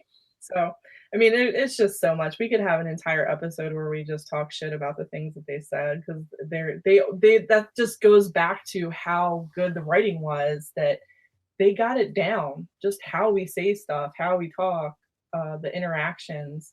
It was there, and it made it realistic. And I think that that's what made the characters so likable, even though they were shitbags. You like them, like Prospect Joe. You don't want to like the guy, but he's a mentor to these kids. You know what I mean? It's just a weird feeling. You're like, for a drug dealer, he's a nice guy. Well, it's like twofold, right? Like the writing needs to be super solid, but you also need the actors to bring that, those words to life. And Dominic West does that very well as McNulty, because if you had an actor that was less than, he would come off as very fucking unlikable. But Dominic West has this, he kind of has this whole running theme of drunken, alcoholic, lovable, good for only one thing, fuck everything he sees sort of guy. And that works very well for him. And I think that helps drive to the likability of the show as well. Yeah. And the other note that I had, and I don't want to offend anyone by saying this, but I felt like the stuff that they lined up for Presbeluski, like he fires his gun because he left one in the chamber. Like he fires his gun off. Like he does all this dumb shit. And I'm like, did they do that? Did they make that character that way because he has a Polish name? Because that is a huge Baltimore stereotype. Like that's Polish names, and they'll attribute doing something stupid to your heritage. And him being Valchek's son-in-law, and he's always looking out for him and taking care of him. And I'm like, oh, are they playing into that? I wonder. Well, that's the interesting thing, because we didn't like, we understand that there are like different sort of community groups, but I didn't realize how big of a divide there was. And I know that there were Polish people as well, but sorry, I just saw white people. I didn't understand. I didn't understand that there was such a different, like, no, you're not my kind, you're a different, I didn't really get that. No, and so the other thing that kind of like tugs at a heartstring when in this show is all the different places to eat that they go to. Mm-hmm. So there's a scene where before it was an episode, it was in season 1 before they kill, oh gosh, what was his name? He was one of the corner boys, and Michael B. Jordan. I think so. They Wallace, take him for Wallace. Yes. They take him to Chaps, and Chaps is this local pit beef place that's in a corner of a strip club parking lot.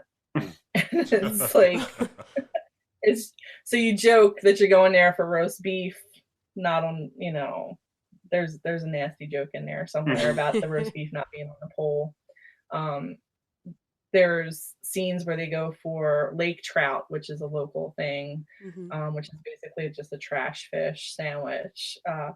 There's all of these like little places that they got right. Like they had Atman's, they had Polak Johnny's, and he says, I haven't eaten pig since I don't know how many years.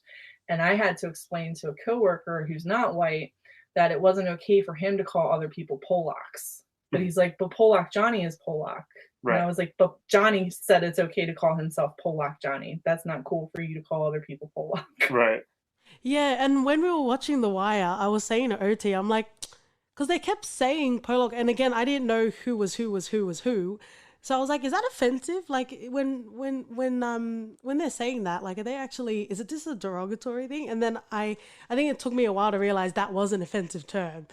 Because it's a lot of it is like, if you get it, you get it, right? So I'm just like, okay, this is just a word. Like, I didn't understand the context. That's what I was wondering when I was talking to you in DM, and I was like, I wonder how your ear hears a lot of the things that are being said. Like, are you getting a lot of the dialect that, like, when they're saying narcos or when they're using different slang, like how much of it is lost on other cultures? And that's exactly it. I only had as a reference the show. So if it wasn't explained in the show, that's as much as I know. But then again, I wonder if somebody from the Midwest would get everything. You know what I mean? Not even another country. It's just a lot of the stuff is like, it's weird. Like, we have ways of speaking here that they don't speak like that in DC. It means something totally different, and they'd say it a different way. So, and this leads to something that we were also talking about as well with Chris and Snoop when they were trying to drive out the New York people. Oh, I got something on that too. Yeah, that was good when he was like, you need to ask him about Baltimore Club. That's exactly what I was going to talk about. That was a great scene. Swift, may she rest in peace. So he said that they were going to drive out the New York people, or they were going to suss them out, like trying to figure out who was New York, and they were like, just look for anybody in the Yankees cap, and he's like, no man, you got to talk to them about music, because people know music. Like, if you're from Baltimore, like, you're gonna know who these people are. Right. So when she's talking to the dude and he don't know anything about the music she's talking about, she knows that guy's from New York because he don't know our music here. Right. It's totally different. Chuck had a little play with our theme song where it was a little Baltimore Club mix. I was trying my best. I love your theme song. I think it's great. Like the old one, the new one, or the old one that got made new again? Both. Okay, good answer. I would happily squidge both of them.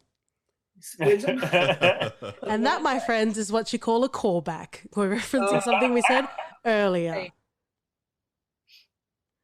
So let's focus a bit more on the homicide sort of department. I loved how, because I'm one of those people where, like, I pick up lots of details and I love a good reference, if you'll pardon the pun. But I don't get it because I'm smart. I get it because I watch things a million times. And when I watched The Wire the first time, I didn't understand, or it didn't dawn upon me the depth of detail that was there. Like even from season 1, I think even from the first couple of episodes, you actually see those cut ties on the wall, but that doesn't really get like mentioned until later on. But you know, this is a show that has been lived in and has been, you know, breathed in as well, and all of the details were there. And you know, we talked a lot about different TV shows and that sort of thing, but I really felt like The Wire, there was a reason why it was told, and it had a purpose, and it was quite clear in what we were going to see and what was going to be unfold. You're welcome. That's that's a reference English. But it's one of those things, right? And I just really appreciated how much detail was there, because it does allow you to watch it again, and there is payoff, and you're like, oh wow, this was actually, you know, the seed was planted from season 1, and we're reaping the benefits of that in season 3 and also in season 4. Right. I think it's a testament to like how actually good HBO is to their content creators. Because the guy who wrote the show, who was the detective here, like he knew all those little things.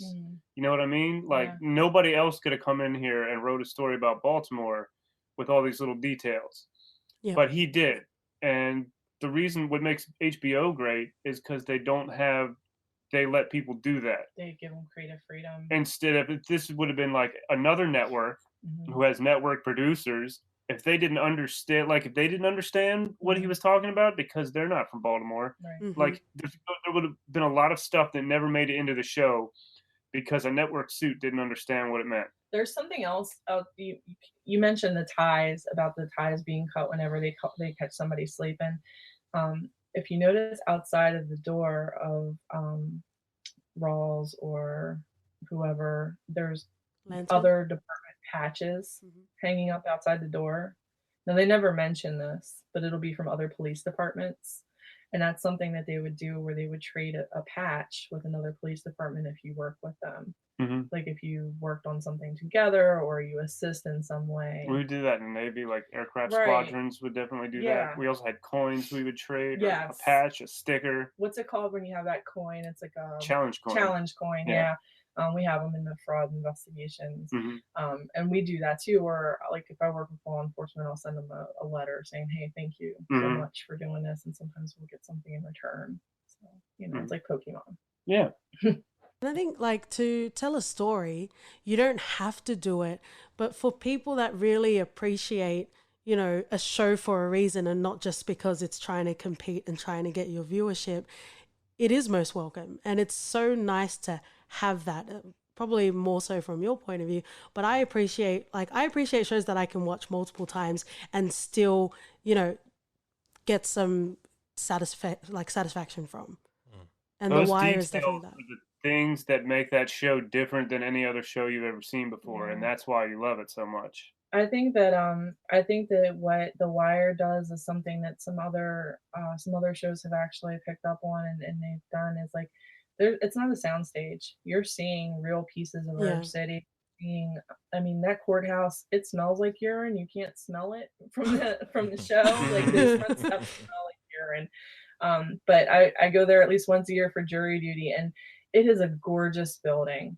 There's a lot of really great architecture here, and I'll notice when I'm watching Shameless, like you're seeing real pieces of Chicago, and I appreciate that. I don't want to see something that's just filmed in one room, and they never go outside of that. You don't see any of the actual realness of the area.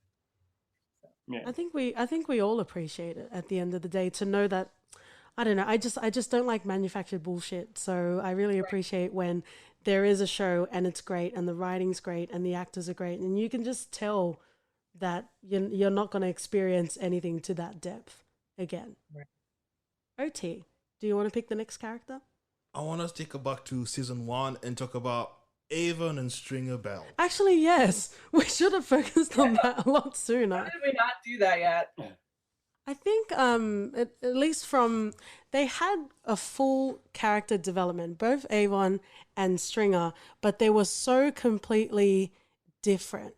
Avon was running the streets, and he was the king, and he was glad to be the king of where he was. He didn't need to go anywhere else, and he was great. He was that. There's even a quote where he says, "I'm just a gangster, I suppose," right? When he comes out of jail. And then you also have Stringer, and he's great, but he has ambitions beyond the street, and he tries to become legitimate. And unfortunately, the game plays him. Right. Yeah. Which we later find out when Clay Davis is talking to Lester Freeman, really at the end in season 5. Sorry, I had that. I just think it's funny when he does that. Shit. No, that's fine. I think what Stringer tries to go legit, and it's so funny that it's not funny, it's sad. It's a sad reality that he is, this thug. He's like leaving the street. He's taking a fucking macroeconomics class at Baltimore City Community College. Like he's doing everything to get his shit legit. And then he tries to get in here, and he's fucking scammed by the politicians, you know, like the businessmen, quote unquote. So it's like, you know, it's two sides of the same coin. It's fucking dirty. He's the other gangster. Yeah, the other gangsters. And well, that's exactly it. He was trying to go legit in a system that wasn't, right? So going back to Clay Davis and Freeman, because Freeman shakes him down, right, in season 5. He doesn't have the courts backing him, but he pretends as if he does. And it's kind of his last-ditch effort to try and get Clay to give him some information, right? So Clay was actually saying, you know, we actually ran a scam on someone named Bell, like, last year, right? And we bled that motherfucker dry, right? And what Clay was actually explaining was you've got Levy in the center that bleeds them on both sides, right? So he bleeds the developers, he brings them these people, and he also takes money from Stringer's point of view as well. So Levy actually orchestrates being able to benefit from there because, yes, the developers, I think his name was Crosscheck, he was benefiting from, you know, taking money from Stringer, but, you know, people like Levy were really benefiting everywhere else. And that was quite an interesting thing to see. And I guess Stringer just, he went from a game that he didn't want to play anymore, right? They were playing gangster. You could lose anything because you are playing gangster out on the street, right? So you can get arrested at any time. And he thought he was diving into a game that had rules and rules that were going to be followed. Yeah. And that just didn't happen for him. Levy, has there ever been anybody that you just wanted to punch in the face more than Levy? He's just such a scoundrel. Like you just and not like the cool kind, like Han Solo. Jesus Christ. You're gonna force a Star Wars reference in, aren't you? It's the first thing I thought of when you say scoundrel. Like he's worse than a scoundrel. Like a scoundrel has like redeeming qualities. Yeah, there was no saving his character, actor or otherwise. Yeah, to the very end, he's a piece of shit. But he's pretty good at being a piece of shit. Yeah, no, he's got that down a lot. Speaking of pieces of shit, I actually love Herc. Like, I really love Herc as a character. But fucking hell, man. Like, so many times that I was watching The Wire, I really thought, you know, when he took the Marlowe's phone number from Levy's office and he gave it to Carver, so many times I thought it was a little attaboy, you know, he was giving it to Carver. But then, you know, just watching this series recently, he did it for himself. Like, he gave the number to Carver, knowing full well that Lester was going to use it for The Wire. But he was going to reap the benefits after that and tell Levy anyway. And he's one of the characters where it's just like, just get your shit straight. But I still love you. Like, he was still so lovable. He's flavor number 2. he's one of the 4 flavors.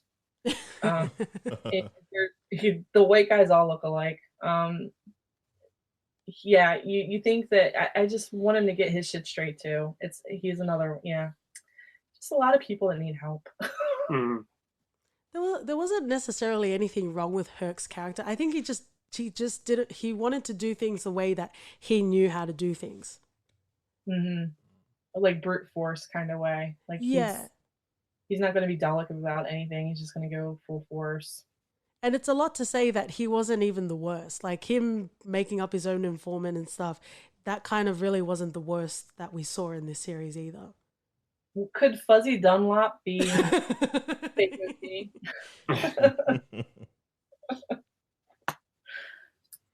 But he just did what he needed to do, and he had to pay for it. But I think he landed quite well for him, ending up in the private sector, buying drinks for the police that were still there, and he's going to continue to gather intel as well.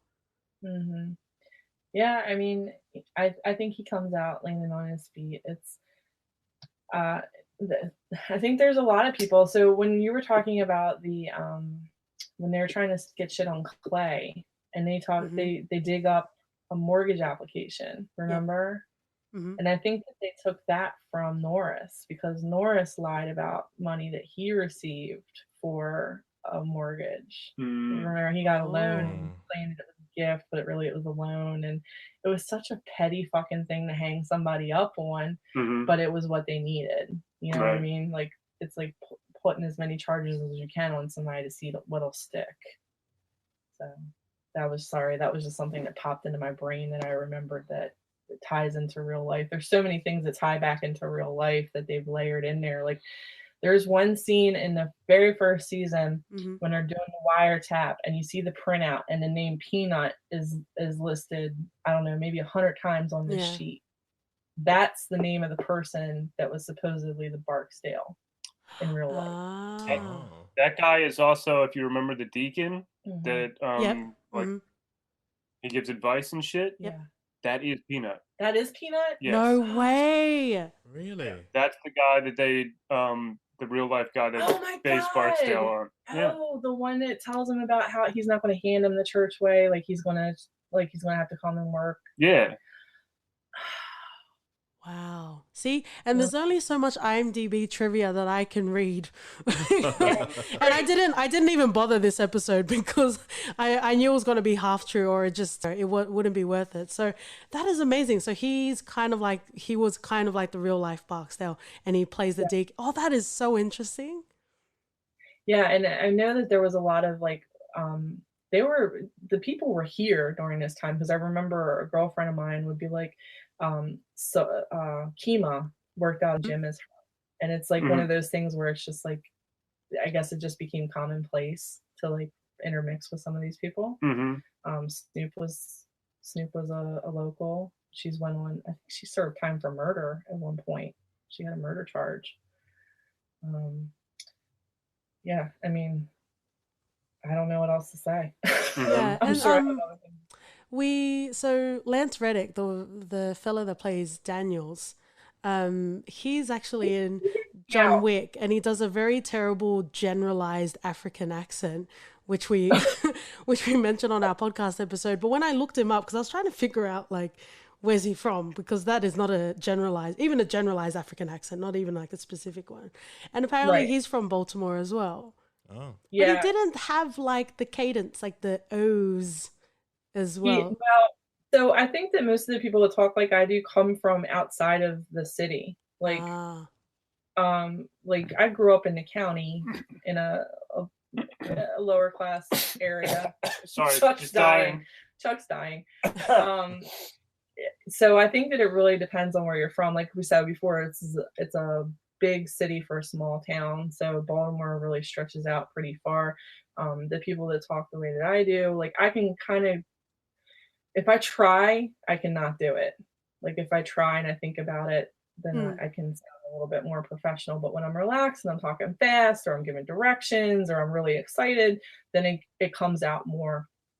And something I was talking about, John was on the way out the door and Chuck got here, and I said, oh, I just saw something in season 5 when Marlo gives Levy his phone number. He does this thing that we all do and we don't even think about it.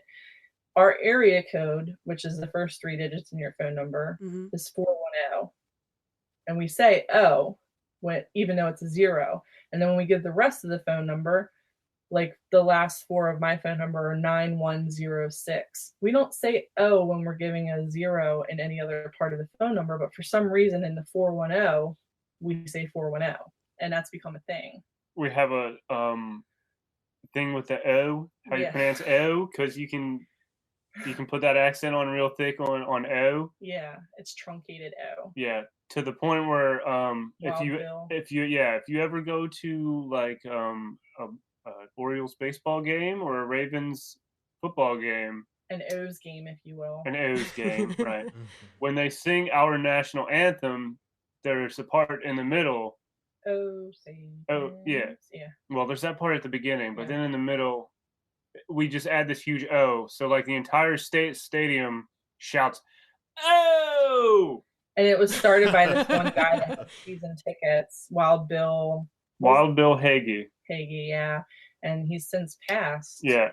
But people still carry that on, and it's funny when you see the O's play somewhere else, not in Baltimore, and there's still people in the stadium that do it. Yeah, like if you like I know when they play the Super Bowl, they usually will show the anthem. Yeah. And if like Super Bowl, there's going to be an O. Wasn't it during the Olympics too? They did something. They might have. Yeah, it's just there was something, or any big game where it's in another stadium, even in another stadium, like you'll hear an O. It's very heartwarming for me. Like I said, I left here. I was gone here for like 8 years, and I lived in Texas on the border of Mexico and Texas for 4 years.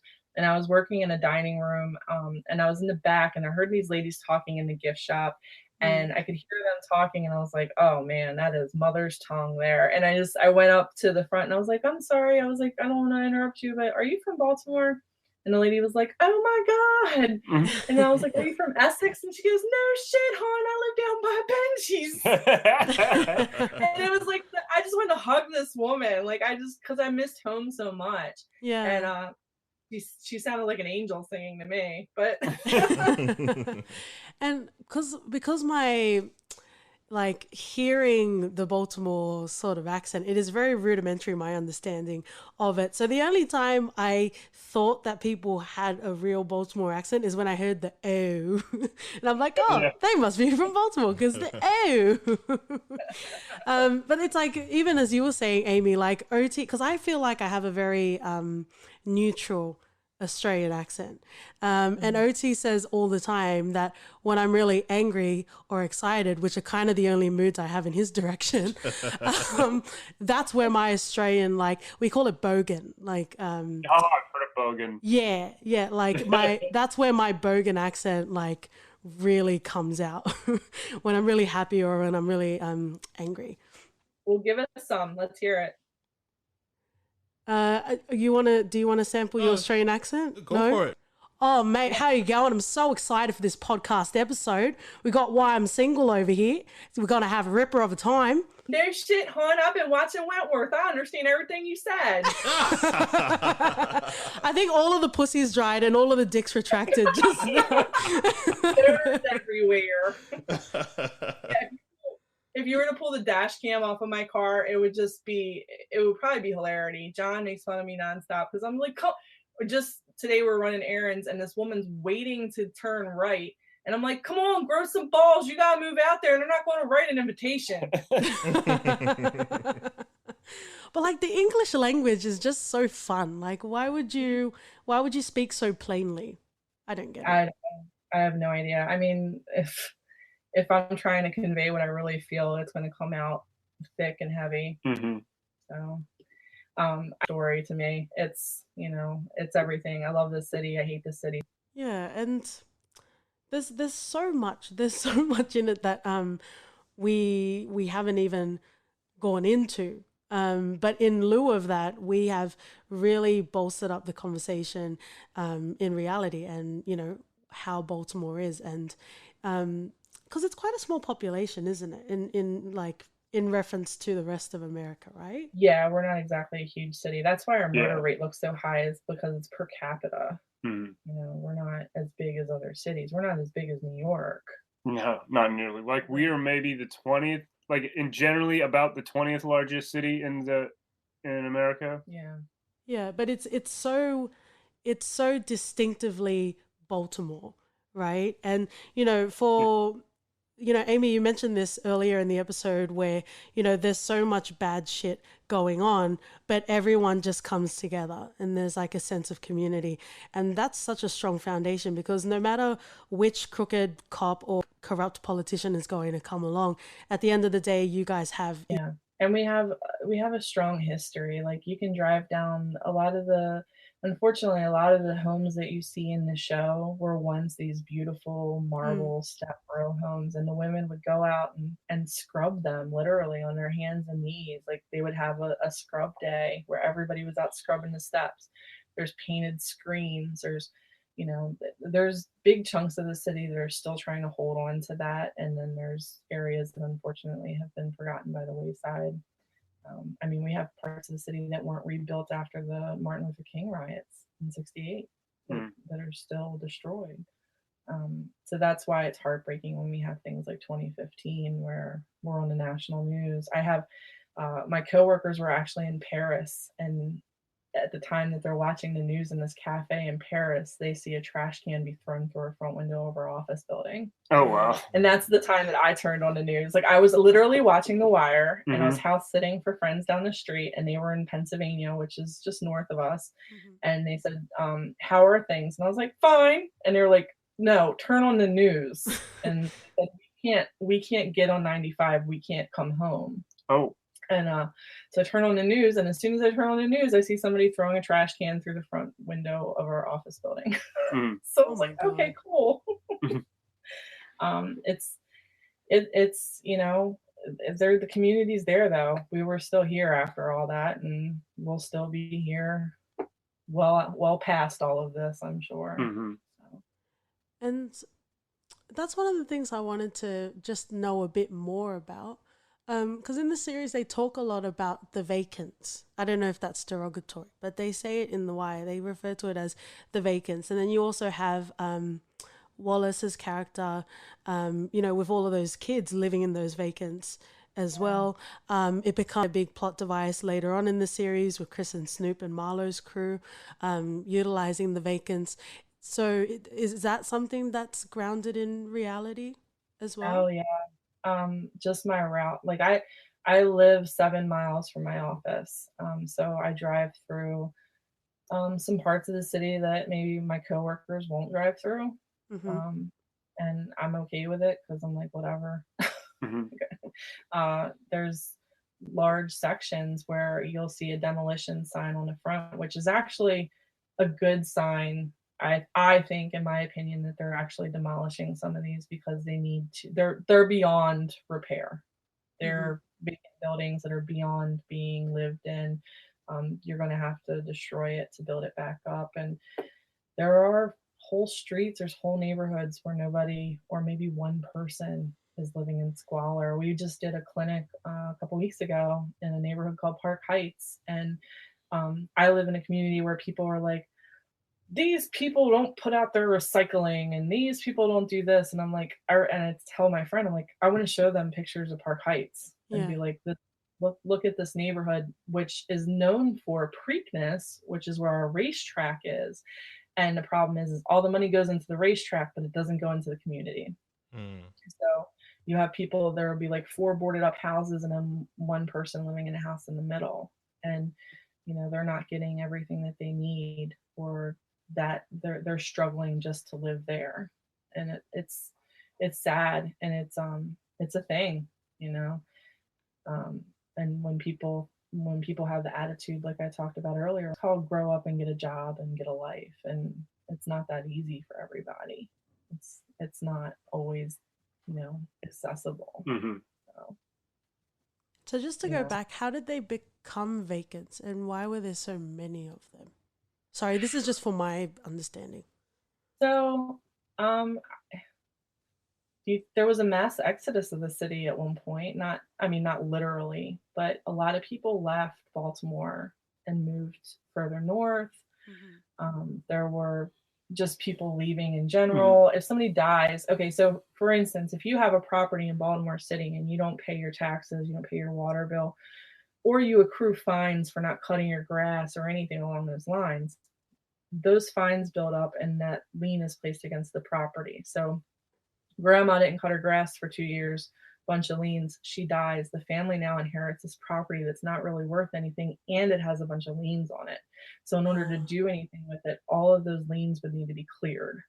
So that's why you see these properties in such disrepair that sit still for so long, because it has to take a long time before it's declared a nuisance property and before the city can step in and do anything about it. But I think in reality, we're talking about people can't afford to keep lights on and heat in a brick row home that's 3 stories tall. You know what I mean? It's the reality of it is everything gets more expensive as time goes on, and people are already struggling to put food in their mouths. How are they going to take care of a home too? I want to Chuck, do you have any thoughts on that? I was just saying part of the way it becomes like that is like is when I guess it's called white flight, which is where all the white people up and move out of a town. Oh yeah. And that happened in like starting in the 60s. Like as soon as people could afford the money to live anywhere but in the city, they move out to the county. Yeah. There was a thing at one point in time where Baltimore city cops had to live in Baltimore City. And then they declared that was unconstitutional to make city employees live anywhere. Make them live anywhere in particular. A lot of the guys that I work with, they did live in this neighborhood at one point in time, which I'm in the city. I like to describe it as I live in the city, but it looks like the county, but I get to pay city taxes. So yay me. But so they declared it was unconstitutional to do that. A lot of them picked up and left and went north. There's a lot of people that moved to Pennsylvania. Oh yeah, they're like half the people that at my job. I work in northern Baltimore County, which is where I live, and like there's a lot of people that they buy their house in PA and they have a little longer of a commute, but they like it better that way. They get a lot more house for the same amount of money. I don't want any more commute. And that would something you just mentioned that because you were saying your taxes are higher here. Yeah. That's another reason people will move out of a city. Yeah. It's like once the city government starts upping those taxes and fees, eventually somebody's going to be like, I'm going to move to the next county over and just commute and have lower taxes. Yeah. It's the, economics. It's but some of us like to be in the thriving area. It's worth it for you to pay more. Yeah, it's worth it for me to pay more to be a couple of minutes away from everything that I want to do. Right. And now I don't want to do anything. So yeah. We need to find a way to get money off our podcasts. How do we monetize this? I think that we could make some money off of our voices, KT, but I don't think it's with podcasts. And I think that ship sailed already. Well, even saying something about animation. Yeah. Does he do animation? Well, it's been a while, but you have 2 good voice actors, right. So that's like half of animation. Yeah, pretty much. And I think because OT bringing that up is just it was around the time we were talking about the school kids, right? Because there's unfortunately sometimes based on where you're born and the sort of culture you're born in, people expect this is it for you, right? So even like for your dad to comprehend that that's something you wanted to do, it probably wasn't something that went very well in conversation, right, OT? No, not really. If it's not being a doctor or a lawyer or all of those careers that are put on a pedestal, then not, mate. But then again, if you were an animator in Japan, I never would have met you. So it's kind of great. But I guess that's just one of those things, right? But even with OT and, credit to you, Chuck, but also credit to OT, because this podcast, it was literally me not being able to sleep at like 2 a.m. and writing this really like scrambled email to him being like, we need to start a podcast, right? And as soon as I told OT that, he was onto it. Like, he loves this whole sort of world. He buys all of this equipment. We have this nice little soundboard now, which I still don't understand what it does. But that's... You got one of those Rode Procasters? Or what's the... Yeah. The new Rode? Yeah. Oh, God, I'm so jealous. Amy, we can take a break. It's so bad. The table just lifted 6 inches. But that's what I didn't mean for this to be a love letter to OT, but that's what I love about OT. Like, he just got in, and it's one of those things. And I was talking to you, Amy, before we recorded. Like, I tried, OT was really sick once, and I tried to edit something, and I had 3 breakdowns in 20 minutes. Like, sometimes you have a gift for something, and sometimes you don't. You know what I mean? And despite all of the, stereotypes or expectations that yourself or, people had for you, you rise above that and you transcend above that, and you do what you love doing. Yeah. Yeah, I think that that's something that you need to give yourself a lot of props on that, OT. I mean, that's I can understand that. Like, I came from hey, she didn't get pregnant in high school, so we did our job. Like, That's an achievement here as well. yeah. And it's like, so everything above and beyond that is just like, I had this conversation with somebody that I went to elementary school with and grade school, and she's like, she has 2 kids, and she's like, and she was taken from her mother, so she was raised by somebody else. Like, every year that my kids aren't taken away from me, I'm just like, wow, I'm doing good. I still have my kids, and I've got a job and a husband and everything, and it's all in place. And I was like, I think about that too. I'm like, oh, I own a home and I have a salary and a career, and I guess I'm doing good. And when's it all going to fall apart? It's like there was no expectations set. There was no guidance. And to see these kids learning these things, and I say it all the time, I'm like, I wish somebody would have sat me down and said, hey, you could be a forensic scientist. You could do these things. There's all these things that you could do. Didn't get any of that. It was basically like, just don't get knocked up. And anything else is a bonus, right? Right. Everything over that's good. Yeah, I'm a brown girl from Australia, and I was also raised Mormon, so just lock me up and never let me out of the house, pretty much.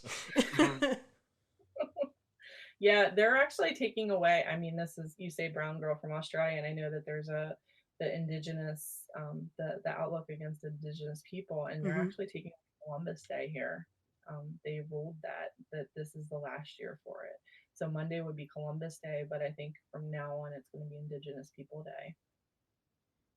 That'd be good. Nice. Yeah, we're still working on Australia Day. I think there are some people that were really like, these are my rights to celebrate Australia Day. So even though they buy Australian flags from China, they're like, this is Australia. I'm so proud. Where do we get our flags from?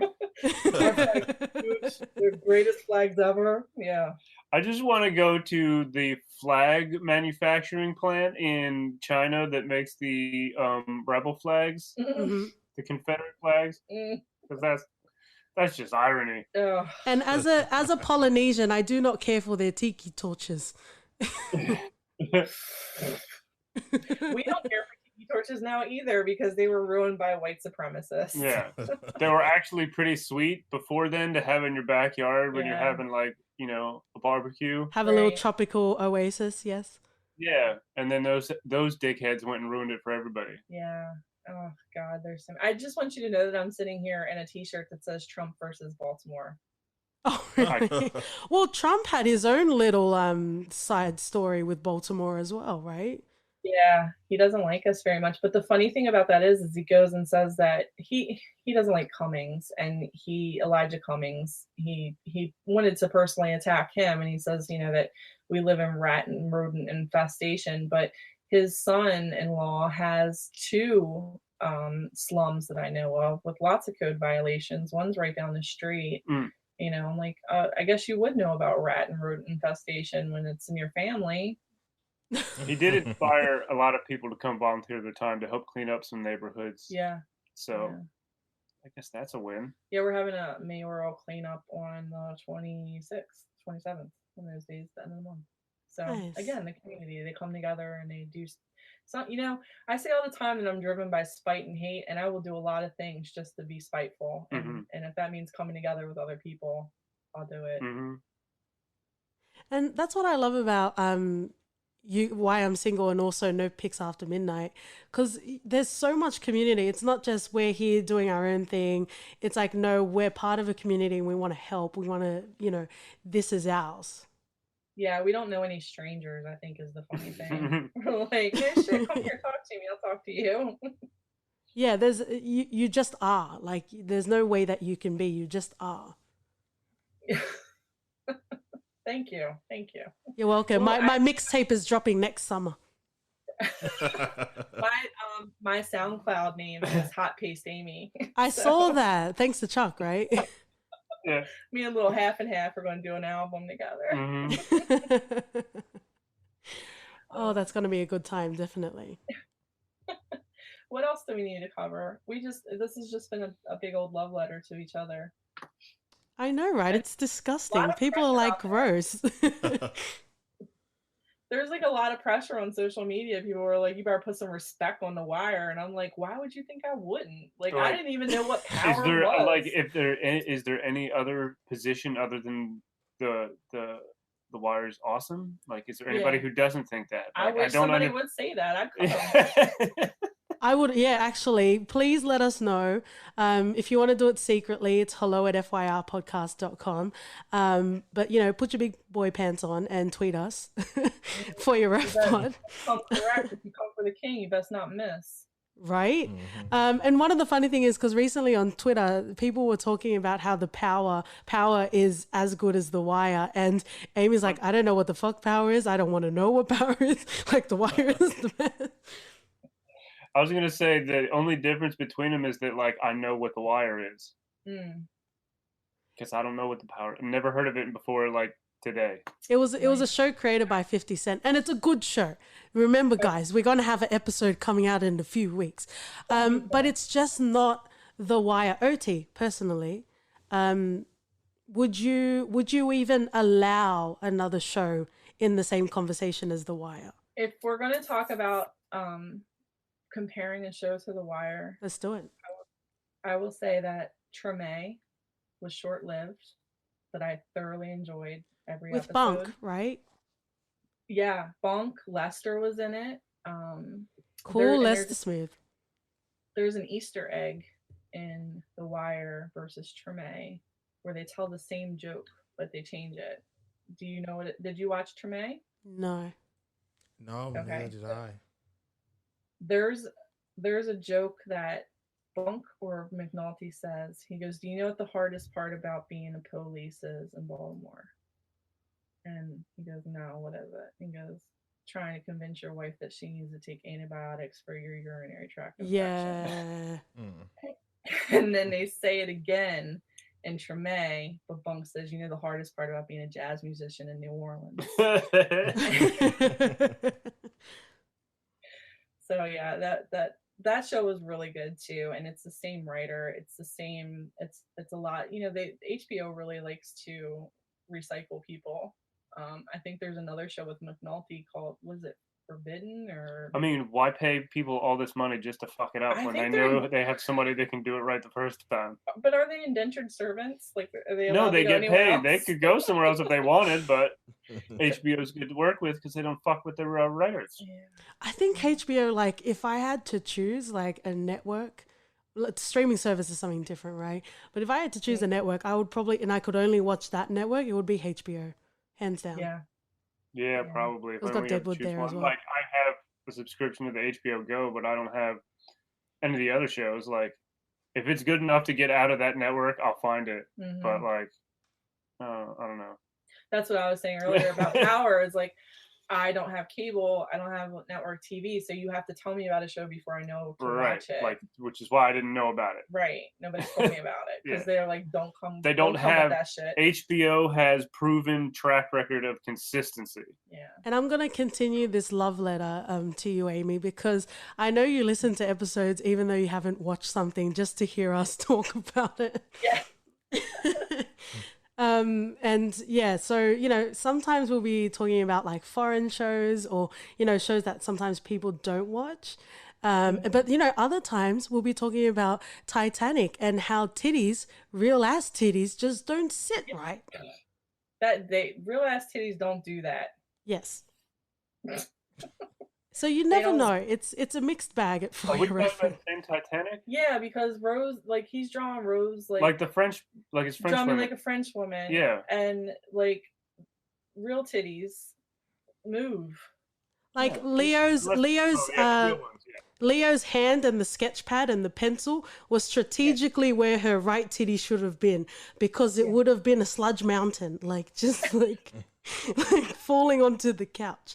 But I appreciated that because Katie Winslet is honor to all, and OT DiCaprio is an honor to all as well. But I think that's exactly. some earphones. Sorry. Dude, what? He bangs with headphones in.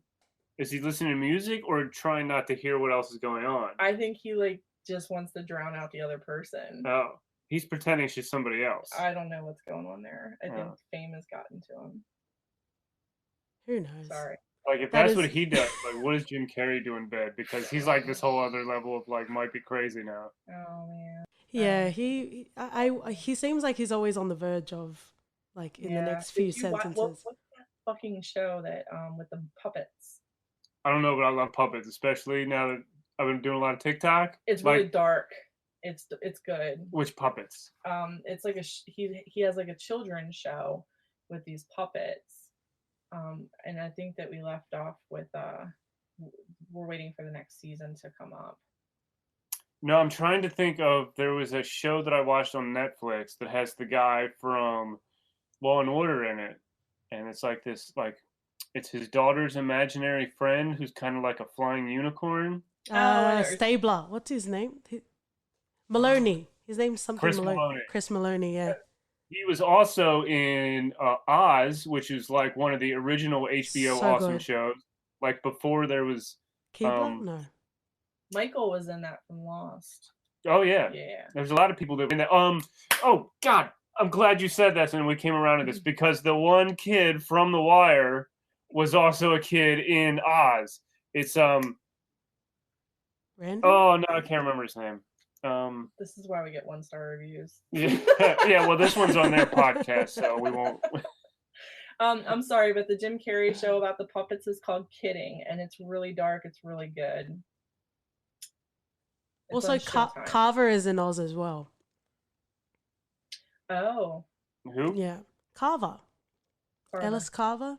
Oh yeah. The I'm about detective to one. find out who he is because I remember in Oz his name was Kenny. Oh, Bodie. Yes. Thank you, Chuck. Yeah, Bodie. yeah. That's it. Yeah. And I think Norman is in there as well. Yeah, I'll listen to your show even though I haven't watched something, and I try to be really supportive of like the other shows, and they'll be talking about games, and I'm like, I literally know nothing about what you're talking about, but I feel like an old lady over here like crocheting doilies because I have no idea. Like, what are they talking about? Yeah, layer in like language differences, and I'm like, yeah, okay. Well, let's capture it off before we go to For Your Reference. I guess we'll just go around the room. Is there anything that you guys just definitely want to make sure we talk about, or even a character that we haven't talked about at all? If I was going to talk about anybody, it would be Bubbles. I think that that's like one of the most heartbreaking people that when Bubbles reacts to finding out that Kimo was shot in that undercover buy. Yeah.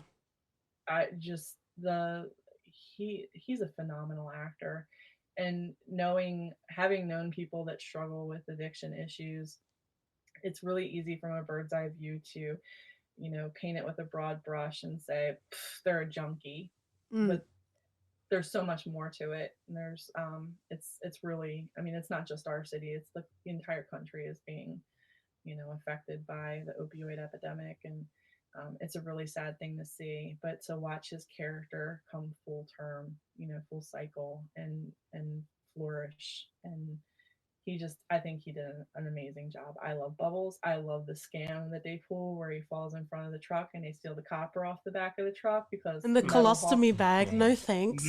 Oh, with his friend. But yeah, Bubbles had one of the most satisfying sort of story arcs as a character. But one of the most heartbreaking things, just aside from like Bubbles as a person, but like one of the most heartbreaking things for Bubbles' story was he just didn't feel like he deserved any sort of redemption. and he wasn't allowed good things. You know, even when he took the test and he was negative, he just couldn't believe it because he's done so much shit and he's been through so much shit. So surely the universe should punish him, and you know he's not allowed to have that, right? And a lot of the times, even with the Baltimore Sun, with the reporter, he didn't like the story because I think I'm paraphrasing, but he was saying that I don't mind people knowing the bad. I just don't want the good. Like, there isn't any good to me. I've done so much bad shit. You know what I mean? So that was quite sad. He was different than the way that most addicts are portrayed, where a lot of times, you know, and it's in real life too.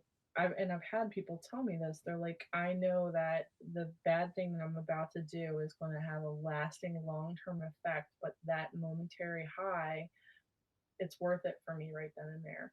And he didn't do the thing that they normally do where they portray addicts as like using people and doing everything they can to weasel their way in. Like he was a self-made man. He was going to sell white t-shirts. He was going to do what he needed to do. He ran scams and stuff, but he wasn't the way that we normally see somebody with an addiction issue.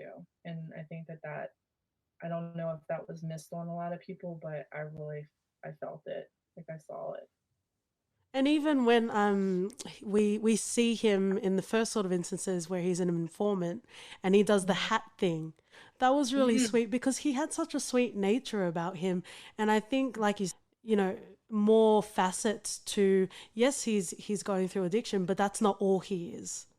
Right. There is a person there. That hat thing was true. I need to find out about that because that's fucking genius. Well, let me know and I can add it to the show notes. But there was a cold open in one of the later seasons where they were at the Narcotics Anonymous meeting, and there was a lady talking, and she was just saying, you know, when she first started to get high, you know, she would compromise. Maybe this is something I would do.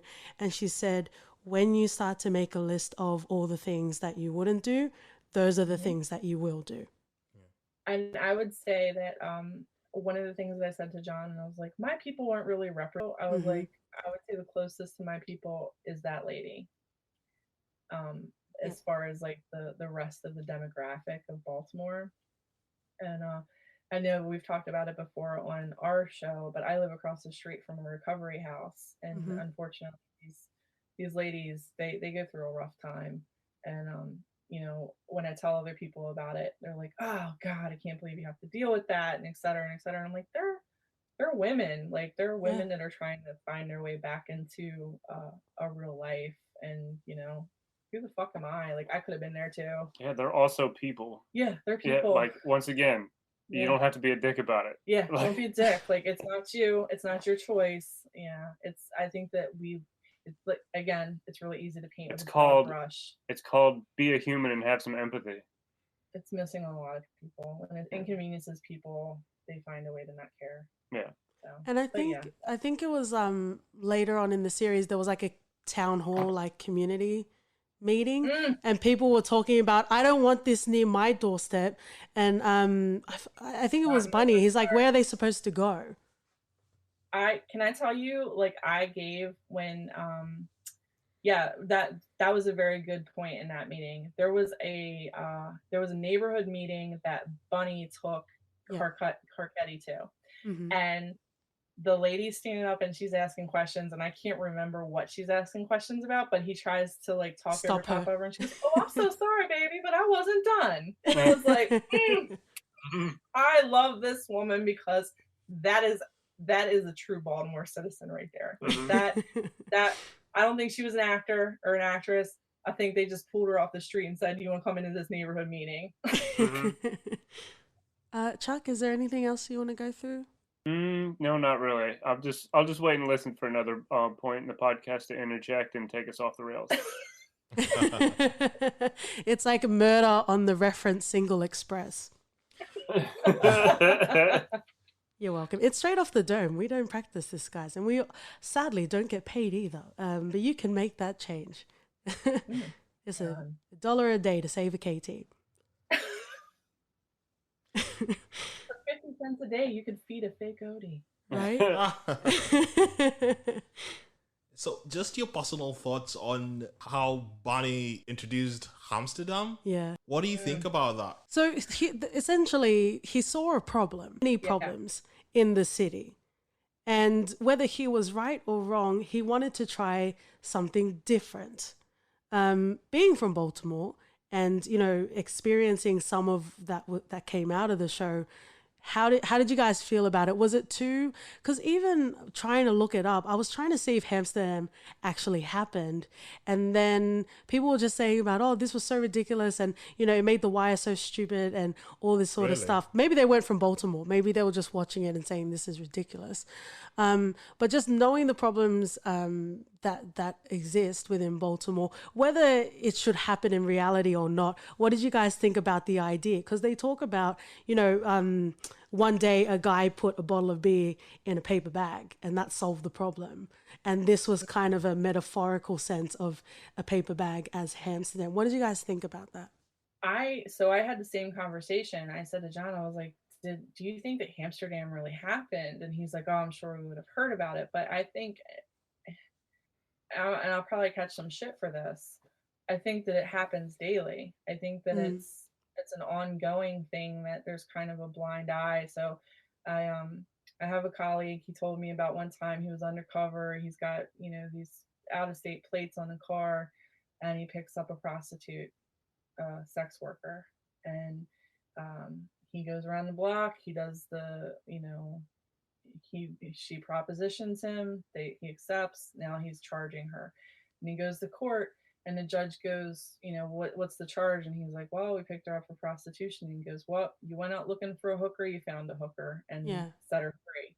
And I think that that's, I think that in general, I can drive through the city every day and see stuff happening, and I think that it's just kind of like, meh, you know, it's got to be egregious. It's got to be, you know, Like, I'm not bothered until somebody's hurting somebody else. Yeah. It's Yeah. you know, this stuff's happening. You see the same people out on the same corner all the time. And when you sit in these neighborhood meetings like that lady stood up in, the police are like, okay, well, we want you to keep a log and tell us the times, because we don't have the manpower to just sit somebody on the corner and look for it. So we need to know the times, the color of the vehicle, the tag numbers, you know, if you have any video. And that's literally what you're told. You know, if you're suspecting that there's drug activity. And to me, that's kind of just like, here, you do the work. And if it falls in our lap, we'll do something about it. And I say that with the utmost respect for all parties involved. I think that it's no secret that the shit's happening. It's just we can only control so much of it. It's like we got, I don't know if you have them, but we have red light cameras and speed cameras. Yep. So in certain areas, you have a red light camera that'll catch you running a red light. You got a speed camera that'll catch you speeding in a school zone. Since the implementation of that, I never see anybody getting pulled over for speeding. Not because they're not speeding, but because it's like, oh, we have something in place now to take care of that. You know what I mean? Yeah, I see what you're saying. Yeah. It's just one of those things. I'm not complaining because I'm not getting pulled over for speed, and then I know where the cameras are, so I slow down before I hit one. But it's just that kind of, we all know what's happening. It's there, but they only make an hourly wage. You know. Yeah. And I think Lester, I'm pretty sure it's Lester or it's either McNulty, when they get frustrated because it just turns into the stats game again. He's like, if you're eating around the edges, you're not going to get the meal. Right? Yeah, that's Yep. that whole stats game approach. Changed. It's like, that never works. It has never worked in anything that they tried to do it that way. No. I feel like. No, and I mean, unfortunately, what did he say when he was like, you know, you put a politician, they don't take monies from the schools, but all of a sudden they take them from the police, and now all of a sudden they know how to be police. Right. You know, they have no. It's that classic case of everybody's had a manager who doesn't know what the fuck you do. Exactly. But they're trying to tell you how much time it should take to do it. Right. It's, you know, it's people in charge that don't have any idea how the sausage is made. Right. We don't want to show arrests going, you know what I mean? We don't want our crime stats to increase. Yeah, we hear a lot about our murder rate. It is constantly out there.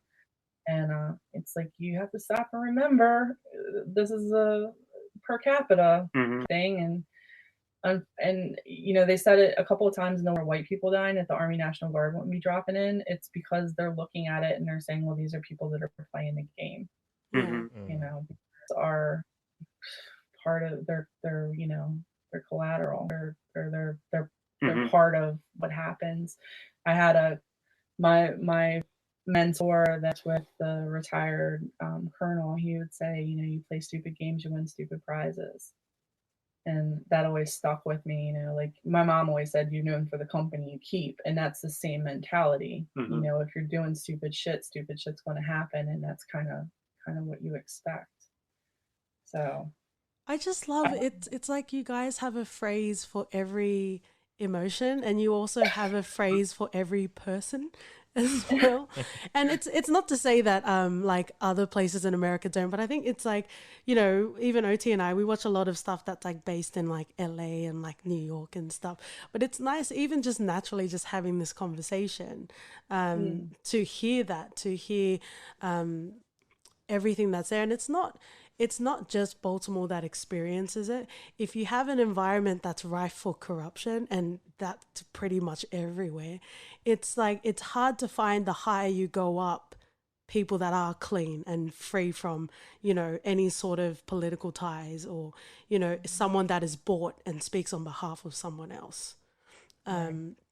And I like that The Wire has it shows the high points. It shows that camaraderie between the police, but it also shows that there are some scumbag officers as well.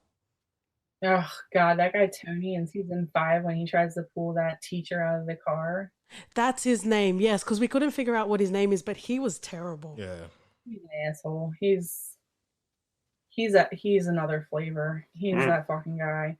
But yeah, he's the one that you hate. He's the one that's going to give you a ticket for jaywalking or some dumb shit. Like, just to be a dick. Yeah, just to be a dick. He's the reason why people subscribe to ACAB, all cops are bad.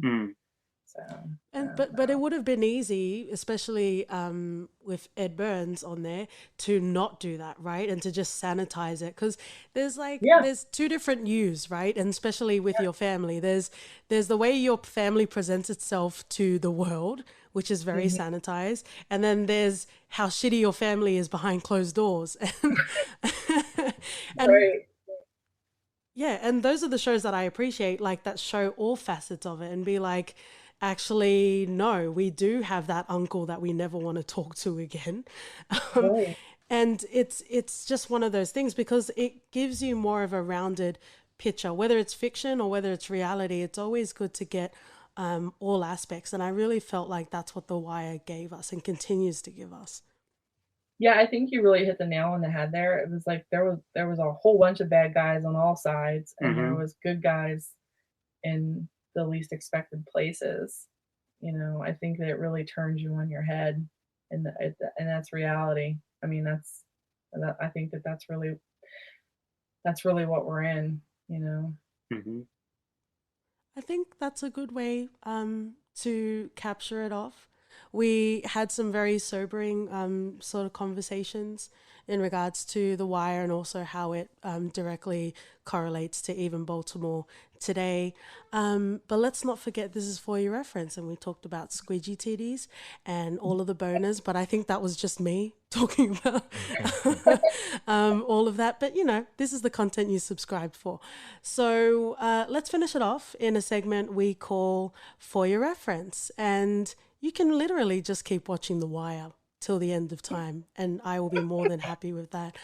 OT won't let me, unfortunately. But yes, this segment is for everyone because everyone loves The Wire, and recommending TV shows and movies that you also might enjoy. So, Why I'm Single, Amy and Chuck. Well, I think I touched on it earlier. I've got a triple play here. If you're into The Wire, you should really check out Treme just because it's a quick watch and so many ways. And then there's Homicide: Life on the Street, which was also David Simon, and The Corner, which so Homicide: Life on the Street is from '93 and The Corner is from 2000. So they both precede The Wire. and fun fact about the Homicide, the Law and Order franchise is a spin-off of Homicide. Dun dun dun. Yeah. Yeah, because we see Munch, don't we? Yeah. Nice. So I think, yeah, those are good watches, and I think I'm actually going to go back and watch them, to be honest, because I've seen some of it, but I don't remember it the way I do The Wire. Nice.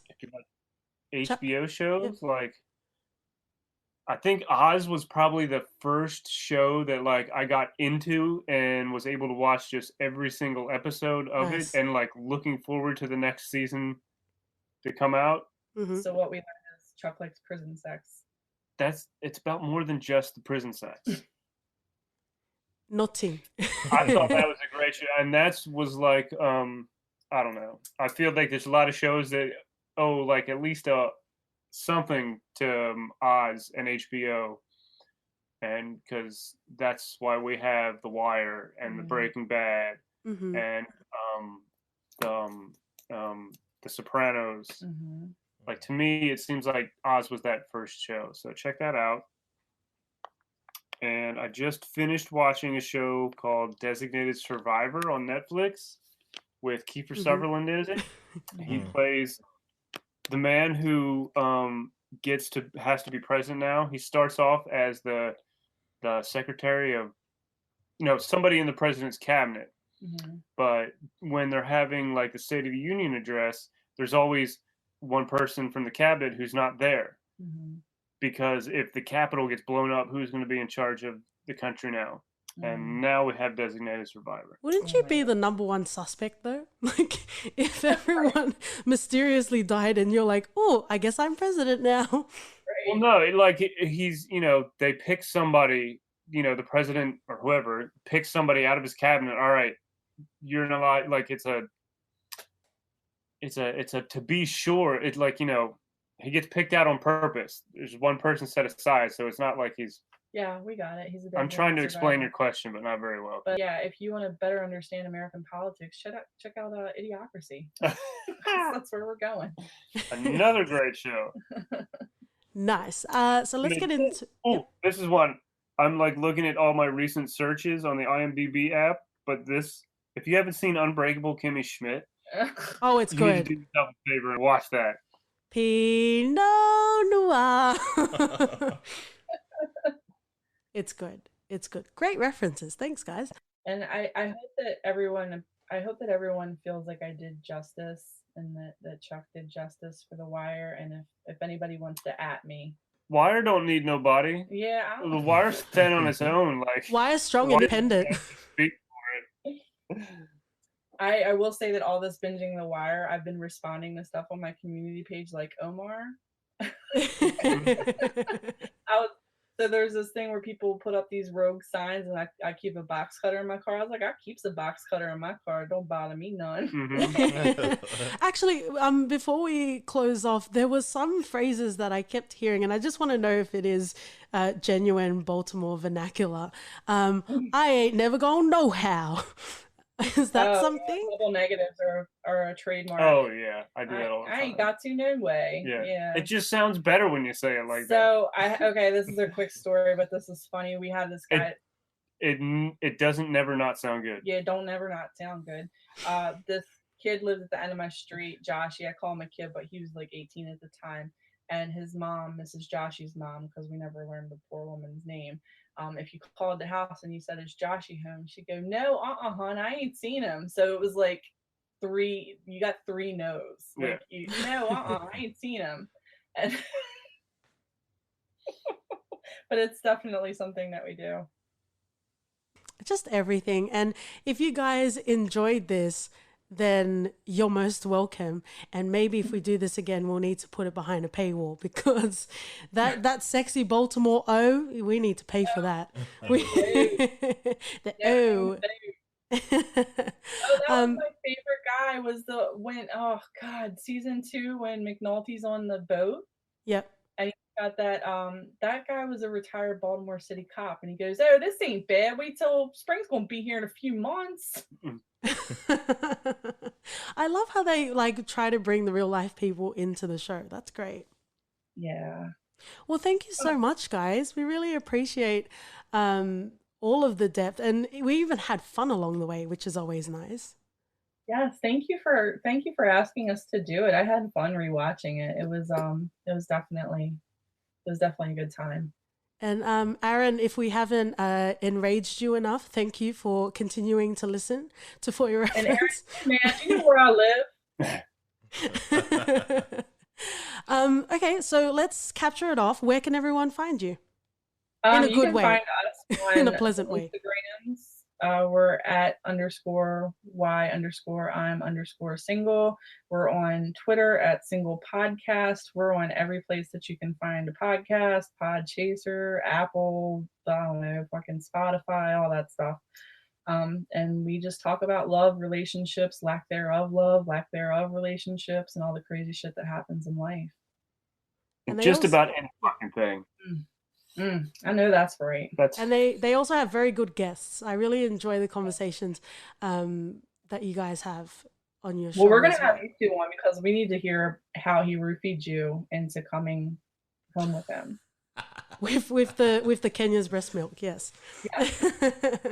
Well, on Twitter and Instagram, we are For Your Ref Pod, and you can send us an email at hello@fypodcast.com.